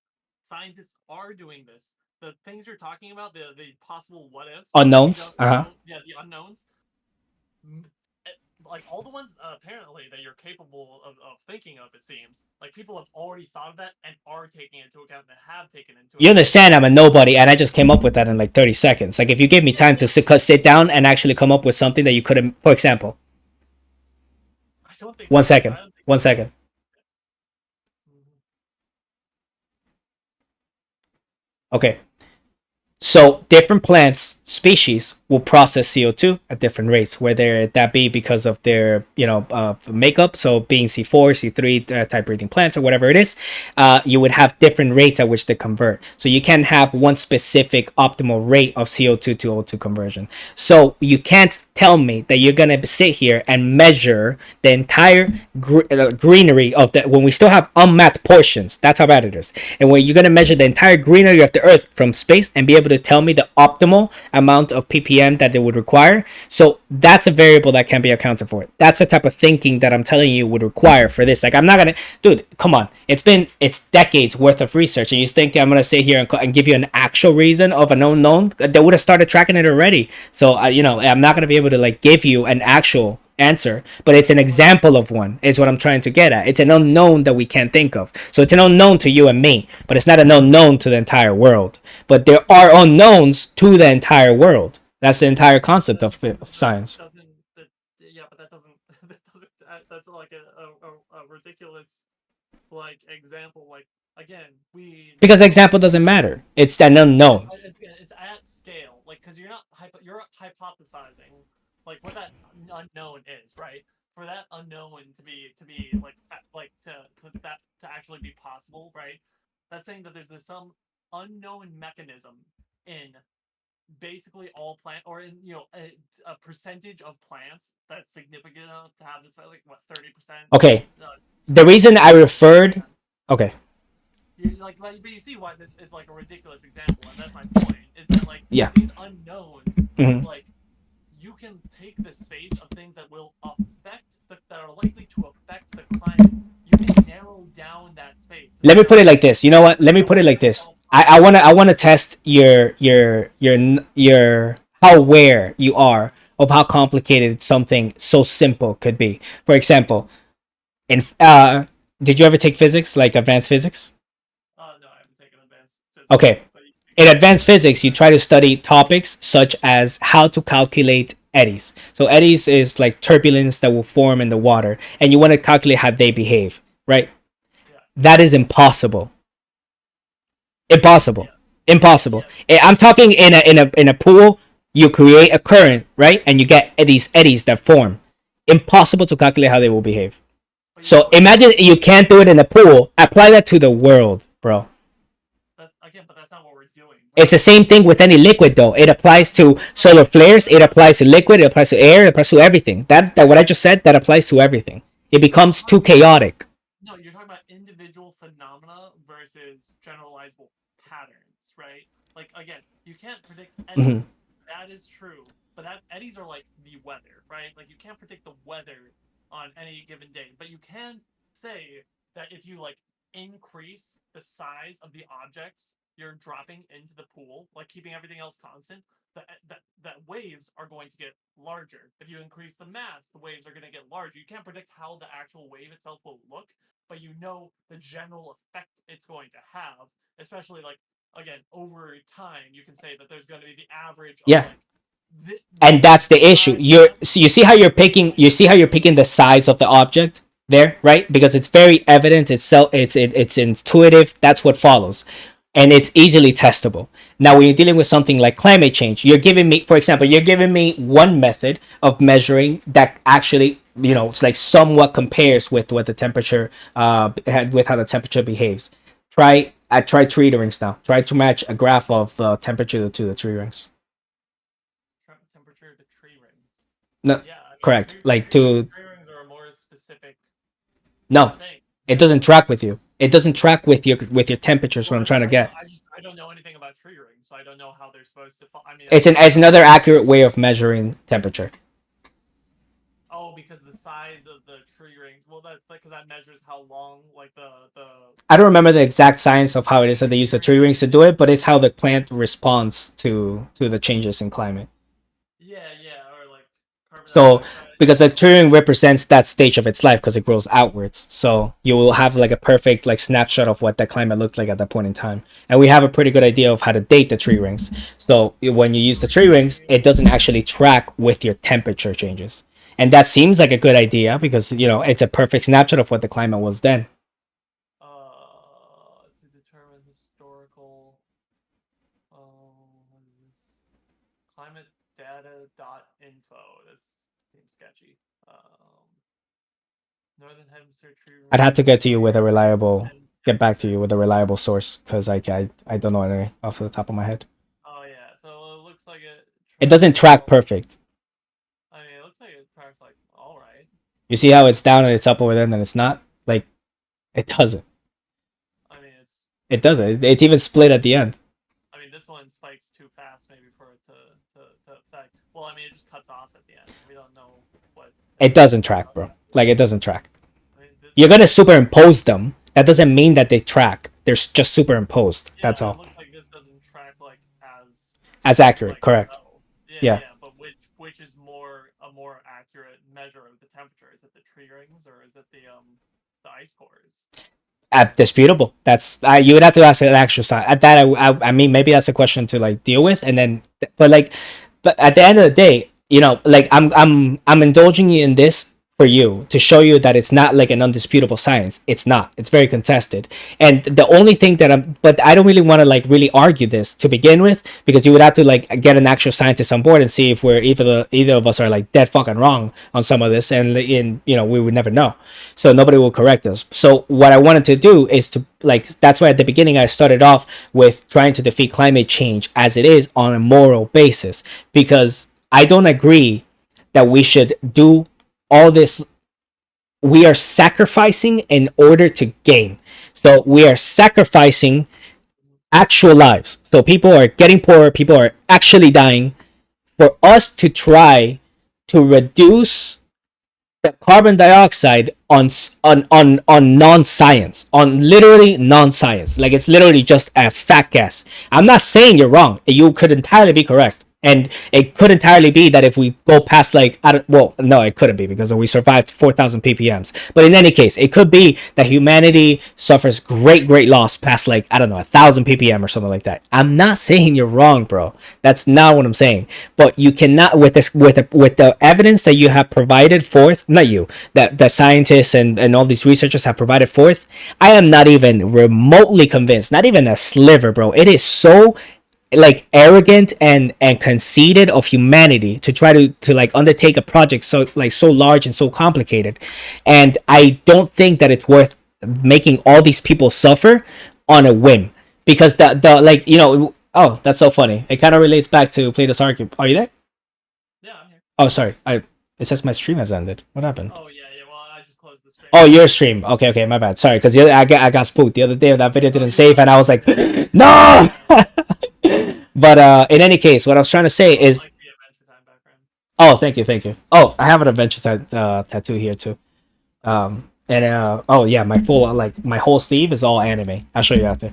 But Oh, this sounds like we actually have a lot in common. Funny enough. that dude, you're a great dude, man. Yeah, I love that we met because I love your insight.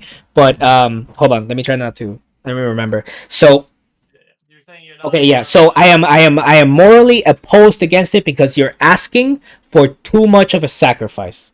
So it doesn't make any sense to me why well, it makes sense. I'll put it, like it's a financial at the end of the day everything runs with money. But in any case, I digress. The point is that like why can't we keep the same amount of fossil fuels that we have and at the same time work towards reducing the CO2 via other methods such as nuclear energy, solar, wind, like whatever, farming better, reducing methane, all these other things. We can do all of it, but we don't have to lose the one thing that has lifted millions, if not billions, of people out of poverty. It has prevented mass starvation and hunger.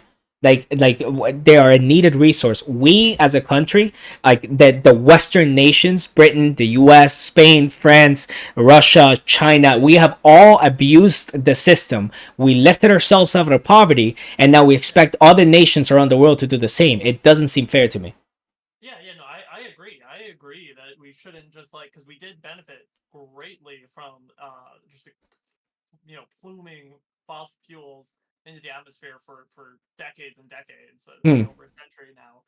And it is unfair to like as we now become capable of going green and like doing that ourselves, that we just immediately impose that from the ground up with no support to the developing countries of the world, which is Hmm. why we need things like international agreements that like provide for that, where we say, okay, we're going to take some of our riches, our wealth that we have, accumulated from, pumping this stuff into the planet that is largely not going to affect us as much as it's going to affect like the third world, because it's like these places specifically like a lot of the developing world in Africa and the Middle East and then in Southeast Asia that are going to be disproportionately affected by climate change, and they're also disproportionately affected if they just get cut off of energy resources. So what we need to do as the nations that have benefited from this is say that for the good of the entire globe, because it will affect us as well, like because when there are climate refugees, as you have desertification of large swaths of land, and you have people having to move from one place to another like over the course of a few decades or a few years, you get refugee crises and all sorts of things like that. And if we want to prevent that, we need to say we're going to help you, smaller countries, as we develop our own green infrastructure. We're going to help you, invest in you, so that you can build up without having to go through the phase of doing it all dirty, where you can just have nuclear plants in you're in Sudan or which whatever country it is. Like we provide the resources, or if a country is able to, like Sudan might be a great place for solar energy for all we know.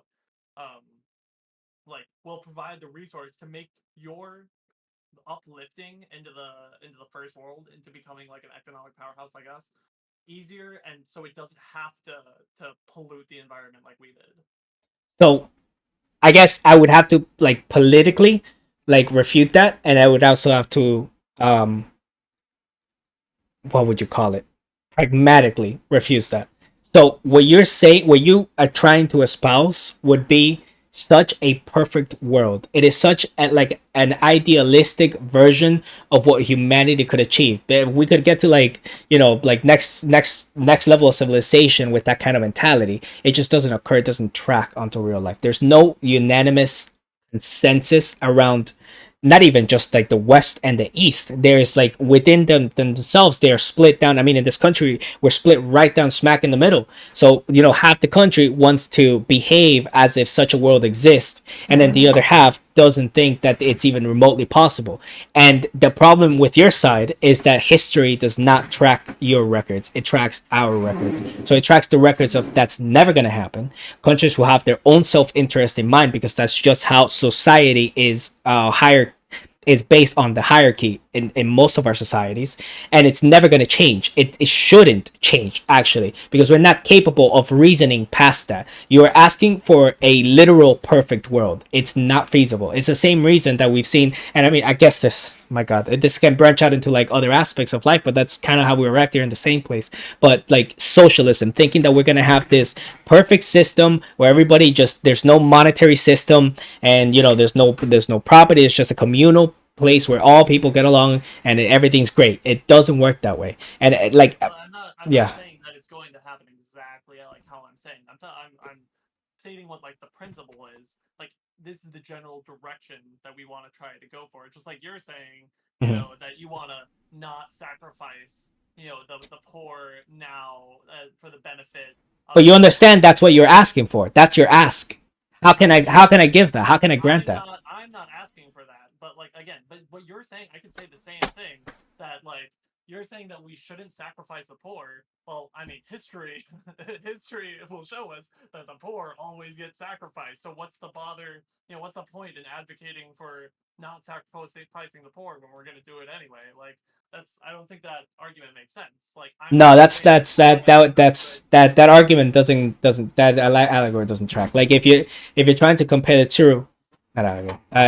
If you're trying to compare the two, you can't tell me that the saying "let's not let poor people die" is the same thing as "let's go ahead and upheld other nations to come to the status that we are." Well, That's I'm not saying feasible. let's help other nations in a mutually beneficial Yeah, way. no, that's not in our self interest. Therefore, that will never I think happen. that does happen, and it is in our self interest. And As a nation, no, it's not. I mean, it is in our self interest to have a stable world. Like It's we don't inherently want the not. You're world. giving away. You're Okay, acting because eccentrically. again, no, because the again, if climate change, think because we live in an interconnected world, right? Yeah. If there are a bunch of climate refugees and there's But again, you're now moving to the future. You just phased into the future and pretended that it's still the present. I'm talking now, bro. Now. It's not yeah, gonna yeah, happen. okay. Wait. You're saying that like we can't invest in something now for benefits in the future. We can only do No, it we don't do for that. We kids. don't do that as nations for their interest. It's always in our interest. For example, whenever you see actual progress in other nations, do you think it mostly happens because of a government, or do you think it happens because of foundations that people create privately? So, for example, how you have the Red Cross and all these other, I mean, they all have issues. Like definitely not gonna say they're saints, but the world's central kitchen, like the all of that. Those are private things that got started. It's not started by a nation, because nations don't really give a fuck about that. They might put that as PR, but they don't care. Your nations act in their own self interest. That's how we got to the point we are now. But yeah, nations act. I've been saying it is in their self interest though. That's what I just said. I It just said only in nations. self interest, but like giving I was them, explaining how upholding it them. was.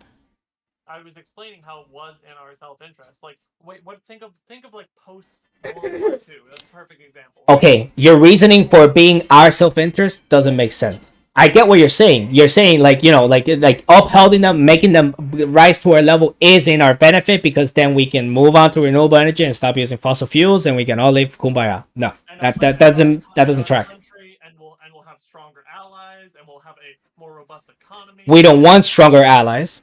Let's start there. Okay, again, think post World War II. Yeah, What happened? Like, what did we and do where? as a country? In Japan, in Germany, in the Philippines, Return to civil life. we Demilitarize. but we invested. enormous quantities of money as a government, like as a nation, the United States Yeah. invested enormous what could have gone to Americans, which we could have kept all for ourselves. We invested in Germany, in Japan, No, you're trying in to reduce. You're trying to reduce like concepts that are like way beyond that. So, for example, like you can't say because we give money and build in Japan that we're not benefiting from that. We absolutely are, 100%. That's the same thing. Why can't we do that in the global South? Because we have no interest in doing that anymore. So, for example, like Why after not? that, what did we need? Why did we have the interest in Japan but not having the interest in Sudan? Do you want me to give you actual reasons? Yeah, sure. What's the Okay, so I guess I'll start with this. So I guess it like immediately after World War II in Japan, what did we have? We had a lot of agricultural space. We could have another ally over in that side. We had political gain to being next to China, and then we started defending South Korea from the north, from China and Russia. So we were there, and then immediately after we were in Israel, we won a presence in Israel. It also convenienced us very much to help Japan rebuild there. They're also gonna owe us for the rebuild. It's not a free labor job thing. We're gonna go and they're gonna owe, and it definitely tracks with history. So you see, it's not a we're helping them, get better. So that's us helping them. Yay! No, it doesn't work that way. yeah. No, it doesn't work that Yeah, way. no, exactly, exactly. That's what I'm saying. I'm saying it's mutually beneficial, and I'm saying with all Wait, of these Sudan. What would we get from countries. raising Sudan now? Tell me. Go ahead. Yeah. So we would get an ally in the region. We would get something that's kind of close to Israel. We We have would allies get in that region. Where I have. Uh huh. yeah, but we would have another ally in the region. Another strong. We would be competing with China, who is also doing that same thing all over Africa. Invested like the Belt and Road Initiative, investing in a country that has enormous potential for human development. Like Mm-hmm. once because it's so low now, that means Mm-hmm. its future possible returns are way higher than would be investing in like some European country. The natural resources. I don't know what the natural resources are in Sudan, but I'm sure there are plenty. Mm-hmm. There's probably something good there. What were the other things that you listed for Japan? I mean, it would reduce instability in the region, which would help our other ally countries that are in the region to Mm-hmm. develop economically, which would in All turn right. So benefit us now weigh it because against. Now weigh against. uh, Since you already built some four, now weigh against. Do you want me to weigh against? What? Why not to go to Sudan? I mean, investing in a country like is dangerous. You can lose fun. There's corruption that can things can be lost to. Okay. There's like probably like local warlords, although that's kind of in line with the corruption. Like there's the Yep. instability in the region that Yep. like if we fail, then We just lose it all. instability is Yeah, dangerous. as it has Yeah, happened every single time before. Yep. I mean it didn't happen in Japan. It happened in Vietnam. I mean Vietnam is. I mean we just lost the war there. Like our What do you think we were investment doing in there? Vietnam, but again Vietnam is like grown quite a lot since then.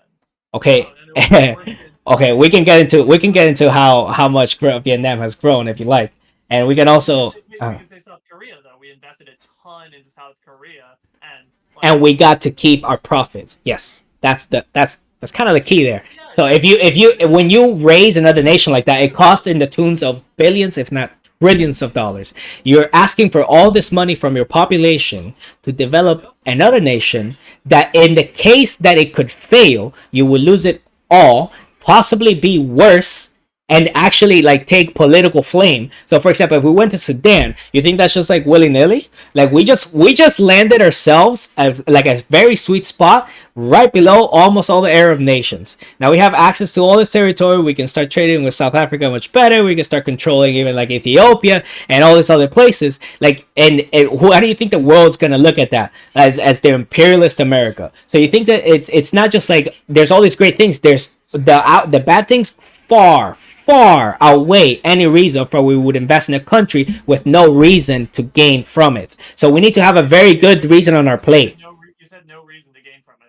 We just listed a bunch of reasons. Yeah, but none of those are like whoa. We need to make this happen now. So when you invest, if you have a 10% return, if you see somebody investing like a hedge fund manager and they have a 10% return, it's like okay, they're doing okay. But when you see somebody with a 20-25%, you're like holy fuck, this guy knows what he's doing. I need to get in this, even if that person may be doing something illegal. So you weigh the risk of developing a nation that we have no particular interest of getting anything out of. It's not gonna happen. It's just You not. keep saying no potential interest. We have so much No, no, no, no potential potential interest, and there's a caveat at the end. It's followed by something, which is that we care enough. It needs to outweigh this, and none of them do. you're just saying that we care enough. We should care. Okay, That's the by your logic, if we really yeah. did things in the self interest in helping raising other people, we would have just continued. We would have done South Korea. We would have actually tried harder in Vietnam. We could have done it in Laos. We could have done it in Cambodia. Kick us Huh? out. What? Vietnam was actively trying to kick us out, and No, no, their no, no. political. Then the Viet Cong were trying to kick us out, not Vietnam. The South Vietnamese wanted us there. I mean, Actually, they despise what the South Vietnamese despise us for what we did because we abandoned them. Vietnam was split into two because yes, it is true. Like Vietnam was split into two because the communists were trying to invade from the north. So we came in from the south and we set up, and then you know the whole story with everything along the lines. So with Cambodia and Laos, they had tunnels everywhere. They kept reaching back into outposts that were within our cities. So it was a back and forth, and it was tens of thousands of Vietnamese and hundreds of thousands actually of Vietnamese that died for like barely any of us. It was just like humiliation for the sheer fact that we looked like a bunch of assholes in a country doing nothing of what we needed to be there. But that's because the media was putting out pictures and video footage of what was going on in the war, and we were stomping them. So people took pity on the underdog. That's how it looked like as in the political landscape. That's how it looked. So the South Vietnamese, they despise us because look, in '73 we left. In '75, the Viet Cong invaded South Vietnam and they took over everything. Mass starvation passed, and like hundreds of thousands of people died. Not, okay, well, again, this is a yeah. very different situation. It's a completely different topic. I mean, the average Vietnamese person didn't want us there, but that's like besides the point. Like we were propping up another dictatorship there, so it's like a dictatorship versus a dictatorship. But regardless of that, doesn't have to. After, I mean, Vietnam didn't like us for forever until you know what? Until they became our economic partner. I'm not saying invade Sudan. I'm not saying invade these Mm-hmm. countries and colonize them, Uh, then turn them into and then do the Japan. I'm saying do what China's doing, but better. Because by the way, I China, don't say I disagree. I don't know if that. Yeah, I probably didn't even make that clear at the beginning. That might have been my bad. But I don't disagree in the fact that we need to get to that point. My argument is just simply we're not responsible for it. If you need to, like, we need to get I there, mean, but we're not responsible for it. I We're mean, not. but We don't have to like. we're responsible doesn't the responsibility doesn't factor in when we're talking about countries, right? Because countries don't care what they're responsible for. Well, yes, we do. For example, if like I don't know, like any revolution, there's been like thousands and thousands. It's history, and there's no denying it. Like there's countries that go like they rise, governments that fall. There's coup. There's all this shit happens all the time. We don't give a fuck. It's not our problem. Like we as America mind our business, and we're not supposed to be imperialistic and try to help other countries and then plant ourselves there as a puppet state. So like that's kind of what we stay away from that. So I do want like the world to get to the same place that you want it to be, which is everybody rises, because I mean even more so for reasons for your side. When you raise countries to be more elevated, like richer, the tendency of the people when they get richer is to care more less about themselves and care more about the climate. So by raising other countries into being wealthy, you are actually creating other people for your side that want to reduce climate change. Yeah, yeah, exactly. That's why Well, in order to get other countries to be richer, what do you need? Money. What do you get? What do you? Well, I guess energy. How do you get cheap energy? Fossil fuels. So that's what nuclear energy. I 100%. But that's not gonna happen, is it? It can, it can just we can No, no, just we don't live in the fairy world, bro. I agree. I just what oh, no, why are we this even isn't talking the about fairy it? world. This isn't the fairy world. This is you being you're being a kid. You're Still cute. hey, I'm an American, not an American. All right, we can do whatever the hell we want, no matter how stupid it is. Okay, so Look, we I can do love. this thing. Look, you think I don't put my money where my mouth is? I invest in nuclear companies. I have plenty. I put my money where my mouth is, bro. I really mean it. But that's not the point. The point is that it's so unlikely to happen that it would literally be a next stage. It would be like discovering electricity. Like I it mean, would change that much. it's really not that crazy. Like we're already What, doing nuclear it. energy? It's not. It's really not. But it's not gonna I happen.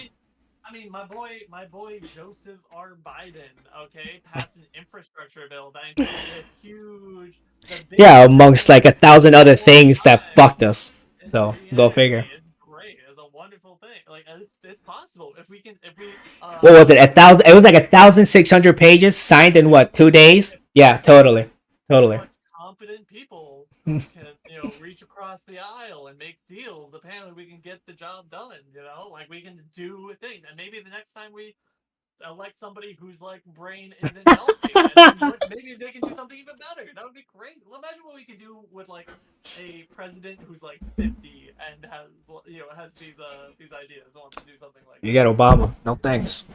Yeah, yeah, and Congressman, but better than Obama. Okay, like and we could I do see. I respect you a lot for that one. A lot of people like could go die hard on that dude. Yeah, fuck him.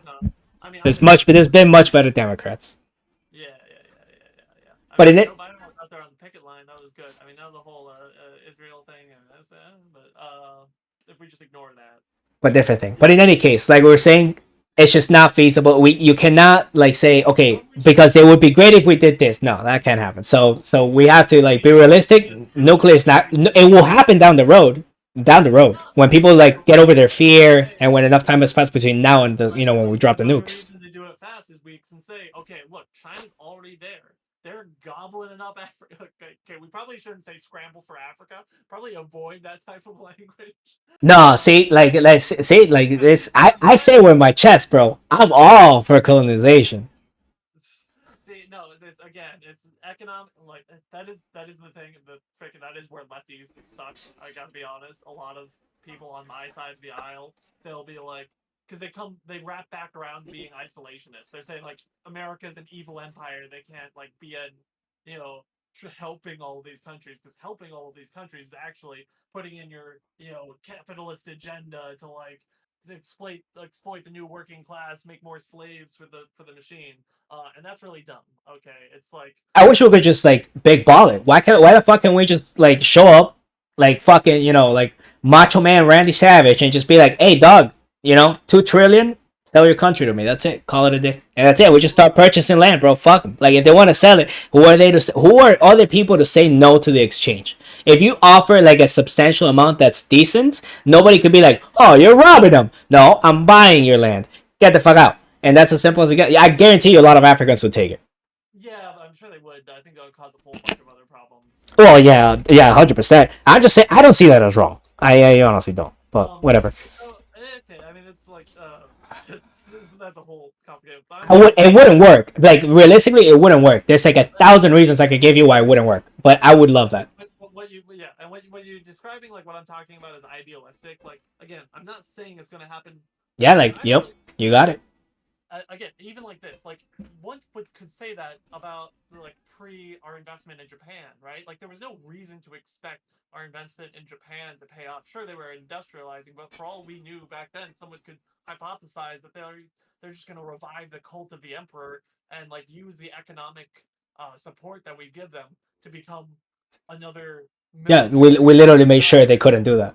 but exactly, and we can. I mean, to be fair, we did have a lot more direct control over Japan and Yeah. stuff, and that's not what I'm advocating for in Africa. But that's also because we have even more information now about, like, we have more capability to plan, to to to think ahead, be smart about our economic planning. Again, like what China's doing.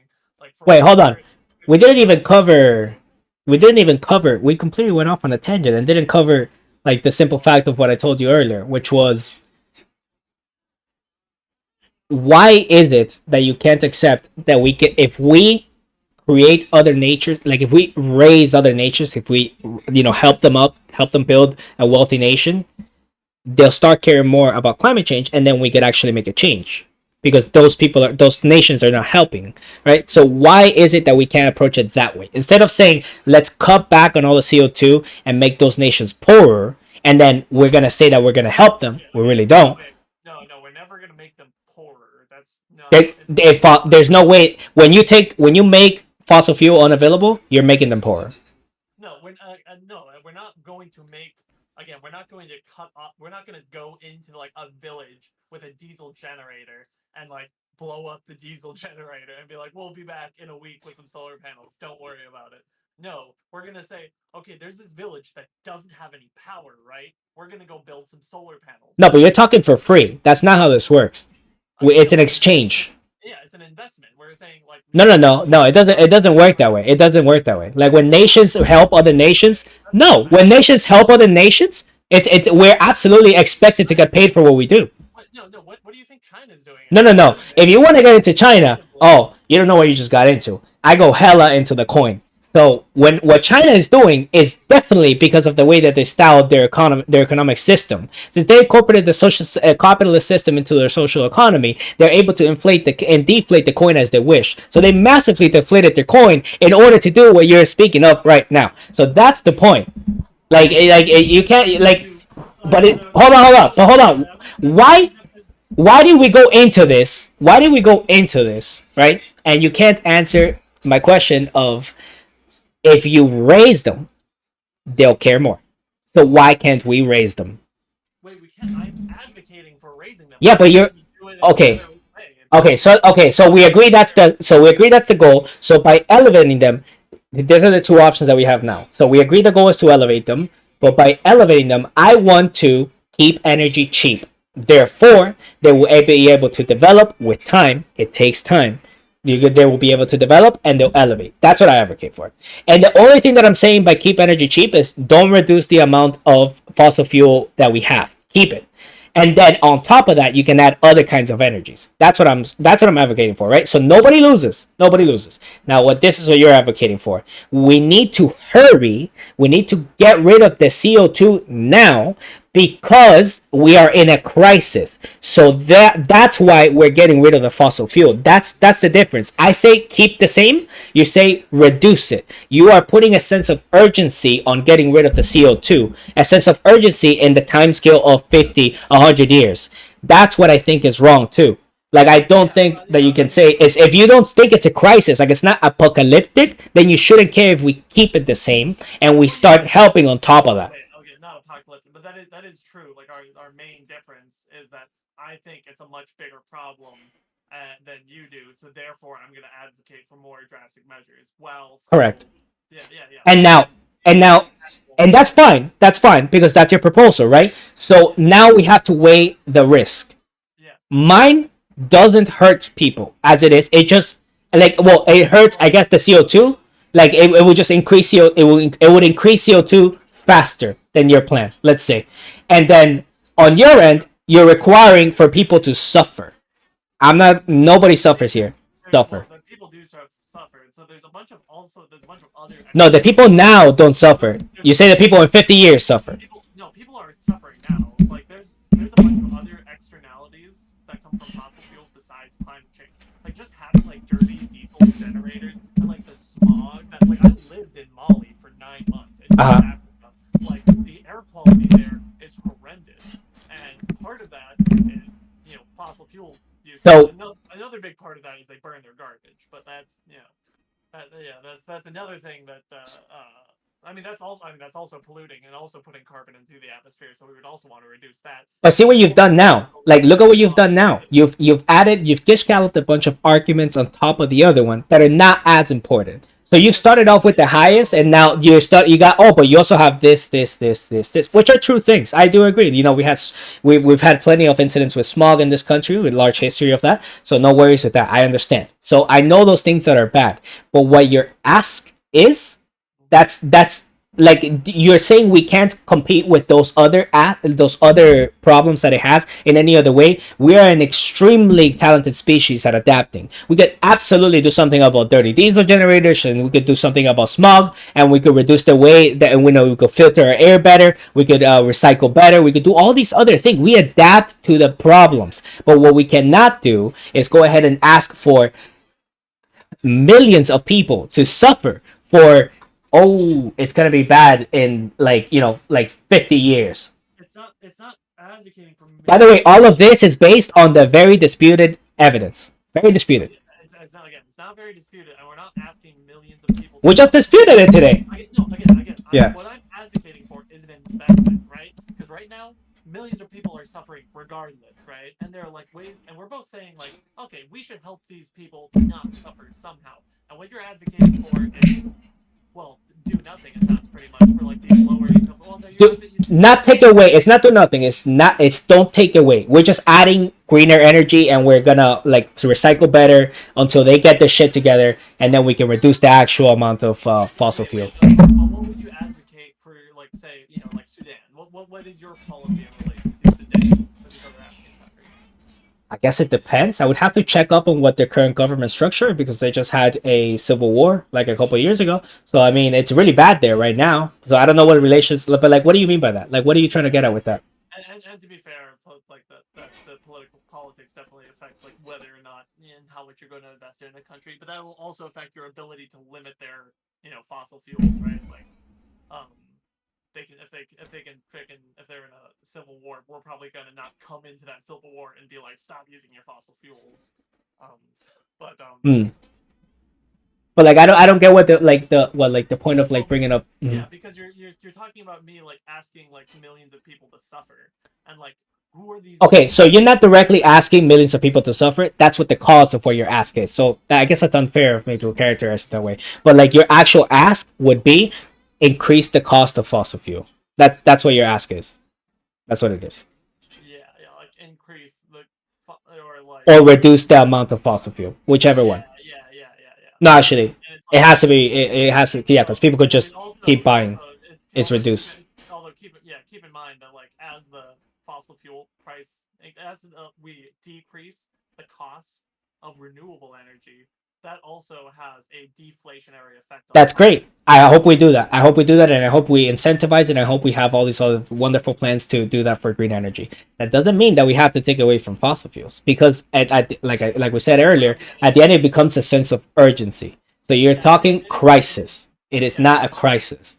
again, I think it is like an incredible issue. And if you look at the economic models, right? Because they're economic models about this But it's worth climate that, change. dude. It's worth that. Like, because if the energy becomes more expensive, But, those people will suffer. but we can see how much it will cost, like climate change, like the economic impact of climate change, and the trillions of What dollars that economic impact of climate change? What? yeah, yeah, because if you have like reduced land area, you're losing an amount of land Do you that know how much you land we have in this country? yeah, but again, how valuable do you think? I'm not saying Manhattan is going to be underwater specifically, but like how valuable do you think the land is that's on the coast? That's trillions of dollars Yeah, alone. it is what it Of is. It's land. not an overnight thing, dude. It is what it is. Wait, it's not an overnight thing, but neither is any of what I'm advocating for is an overnight thing. It's not just we're not gonna blow up all of the oil rigs in one day, right? But it doesn't matter if you do it overnight or not. What the direct result of you reducing the amount of fossil fuel, that direct result is people suffer because they can't afford it. Direct is a direct effect. Yeah, Direct. it's direct effect if the sea level gets higher and somebody's house starts getting flooded. Like it takes That's the problem. Look. You said it's not gonna be apocalyptic, and now you're saying it's apocalyptic. That's not saying it's apocalyptic. That's How just is it saying not? not everybody's house is getting flooded, but people's houses are getting So flooded. they'll adopt, right? So if it's not apocalyptic, what's the issue? Wait, why? Okay, so when it's something bad happens Yeah, under your world, it's like people will adapt. There's no issue. But when something bad happens under my world, it's people are suffering. What are you doing? Like it's the but what are we talking? Both scenarios, right? okay, so I Both hear you. I hear what you're saying. I right? hear what you're saying. Yeah, yeah, yeah. Let me think about this. Hold on. Let me see how we can like cross this impasse. Hmm.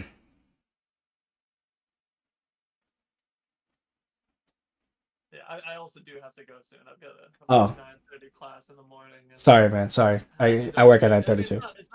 it's like a fake class, so I'm like not too worried about it. But Fair enough. Okay, so here we'll I guess suppose we can end with something similar related to this. So I can measurably tell you how many people have suffered from us reducing the amount of fossil fuel that we produce. I can tell you exactly how many. Right? Well, obviously, like it's a guess, but not a guess, but like it's calculated, it's estimated. So I can exactly tell you that figure. I can tell you how many people have suffered because of it, and it's real. It happened, and it will continue to happen if we keep on this trend. You are telling me that this climate crisis, if it's true, it's gonna be a disaster. It's gonna be tons of lost land on the coast, right? It's like 60 feet. Bam, we're gonna lose tons of land. We have all of this time to start prepping for that instead. Why not just okay? Why not let's start this? Let's start building more inland. Why don't we just do that? Huh? Why don't we just like instead like start abandoning the coast and go inland? You don't think that's a good idea? That, That's an adaptation, but no one's suffering. that's a lot of suffering. That's a lot Who's of suffering? suffering. You don't think it's gonna cause suffering to just say everybody's gotta move inland? Yeah, over the course of 100 years, entirely doable. Of course, this causes a lot of problems. Oh my, like it But almost nobody's directly it's not affected, brother. even just that people are directly affected by climate change today. Just like you're saying, you can see, people can measure how many people are affected by these policies. People can also measure like the people that are affected by climate change, the people that are Nobody's affected by. dying of climate change, man. I mean, people are literally dying of the like heat stroke. Like literally getting hotter. The summer's getting hotter makes more people die of. In the U.S., you think that's in the U.S.? In Europe, it was a bigger problem in Europe. How much do you want to bet if I look up I don't know, Definitely, maybe like a 50-year history that it's going to decrease the amount of people that die by heat oh, stroke? it's definitely decreased, but that's because people have gotten more AC So things are units. getting better, is what I'm hearing. But not the climate though. The climate's still getting Brother, worse. how do you not see it? And the people in the third world where it's harder to measure all the specific things again are more impacted. Like we can see the desertification Yeah, it's happening. hard to see. I'm sorry, what? Desertification of land? Because I thought we agreed earlier that there's vegetation happening. No, I still have to look into that. But Oh yeah, like 100%, just 100%. because it increases vegetation, like in Russia, there's also going to be decreases other places. That's also part of the same thing, I'm right? just saying, And it's like the Earth is greener, bro. I am I helping the Earth. I'm not sure about it. I'm not wait, sure about it. Like, but again, CO2 wait, increases wait. will help things green, but we're also like, I mean, there are reforestation efforts now. I mean, Yeah, the part of the greening, if there is greening of the earth, yeah. part of like the things that are getting better because of people like me advocating for things to get better. You know, I mean, and shit. Yeah, you're 100% right in doing it. Yeah, I agree. I agree that we should be like trying to like make it greener. But I'm just saying, dog. That's where we're at. Oh, I do want to like give you this little hot take. What do you think about this? You would consider yourself more liberal, right? yeah, I mean, I'm a Okay, socialist, but okay, I am a liberal socialist, so everybody hates me. okay. I hear you. I hear you. So check this out. If conservative thinking would be to keep things as they were, Hmm. then wanting to keep the earth as it is and not change it is as conservative as it gets. There you go. I'll leave you off with that one, dude. You're now a proud conservative, dude. I'm a good old fashioned Teddy Roosevelt Hell fan. yeah, dude. The national parks, baby. No, I'll that do. just literally favorite president. Literally favorite president. He's a fucking Yeah, baller, bro. and he was a progress. He was like the progressive, Yeah, of the like time. Yeah, absolutely. yeah, yeah. Hot damn, We can dude. agree on that. We can agree on that. All right, for sure, my guy. All right, well, I mean, good luck with your class, guy, and we'll coordinate for another one. Yeah, yeah. Sounds good. We'll see what our next topic is. All Yeah, right, I'll talk to broski. you later. Oh, you Nah, should bro. check out Potholer Oh, did you 54. type it in the chat? Otherwise, I'm not gonna remember, bro. I'm a Yeah, little yeah. baked. Oh, hold the I checked 54. it. Okay, yeah, I see it. Yeah, All right, yeah, all right. yeah. See you later, bro.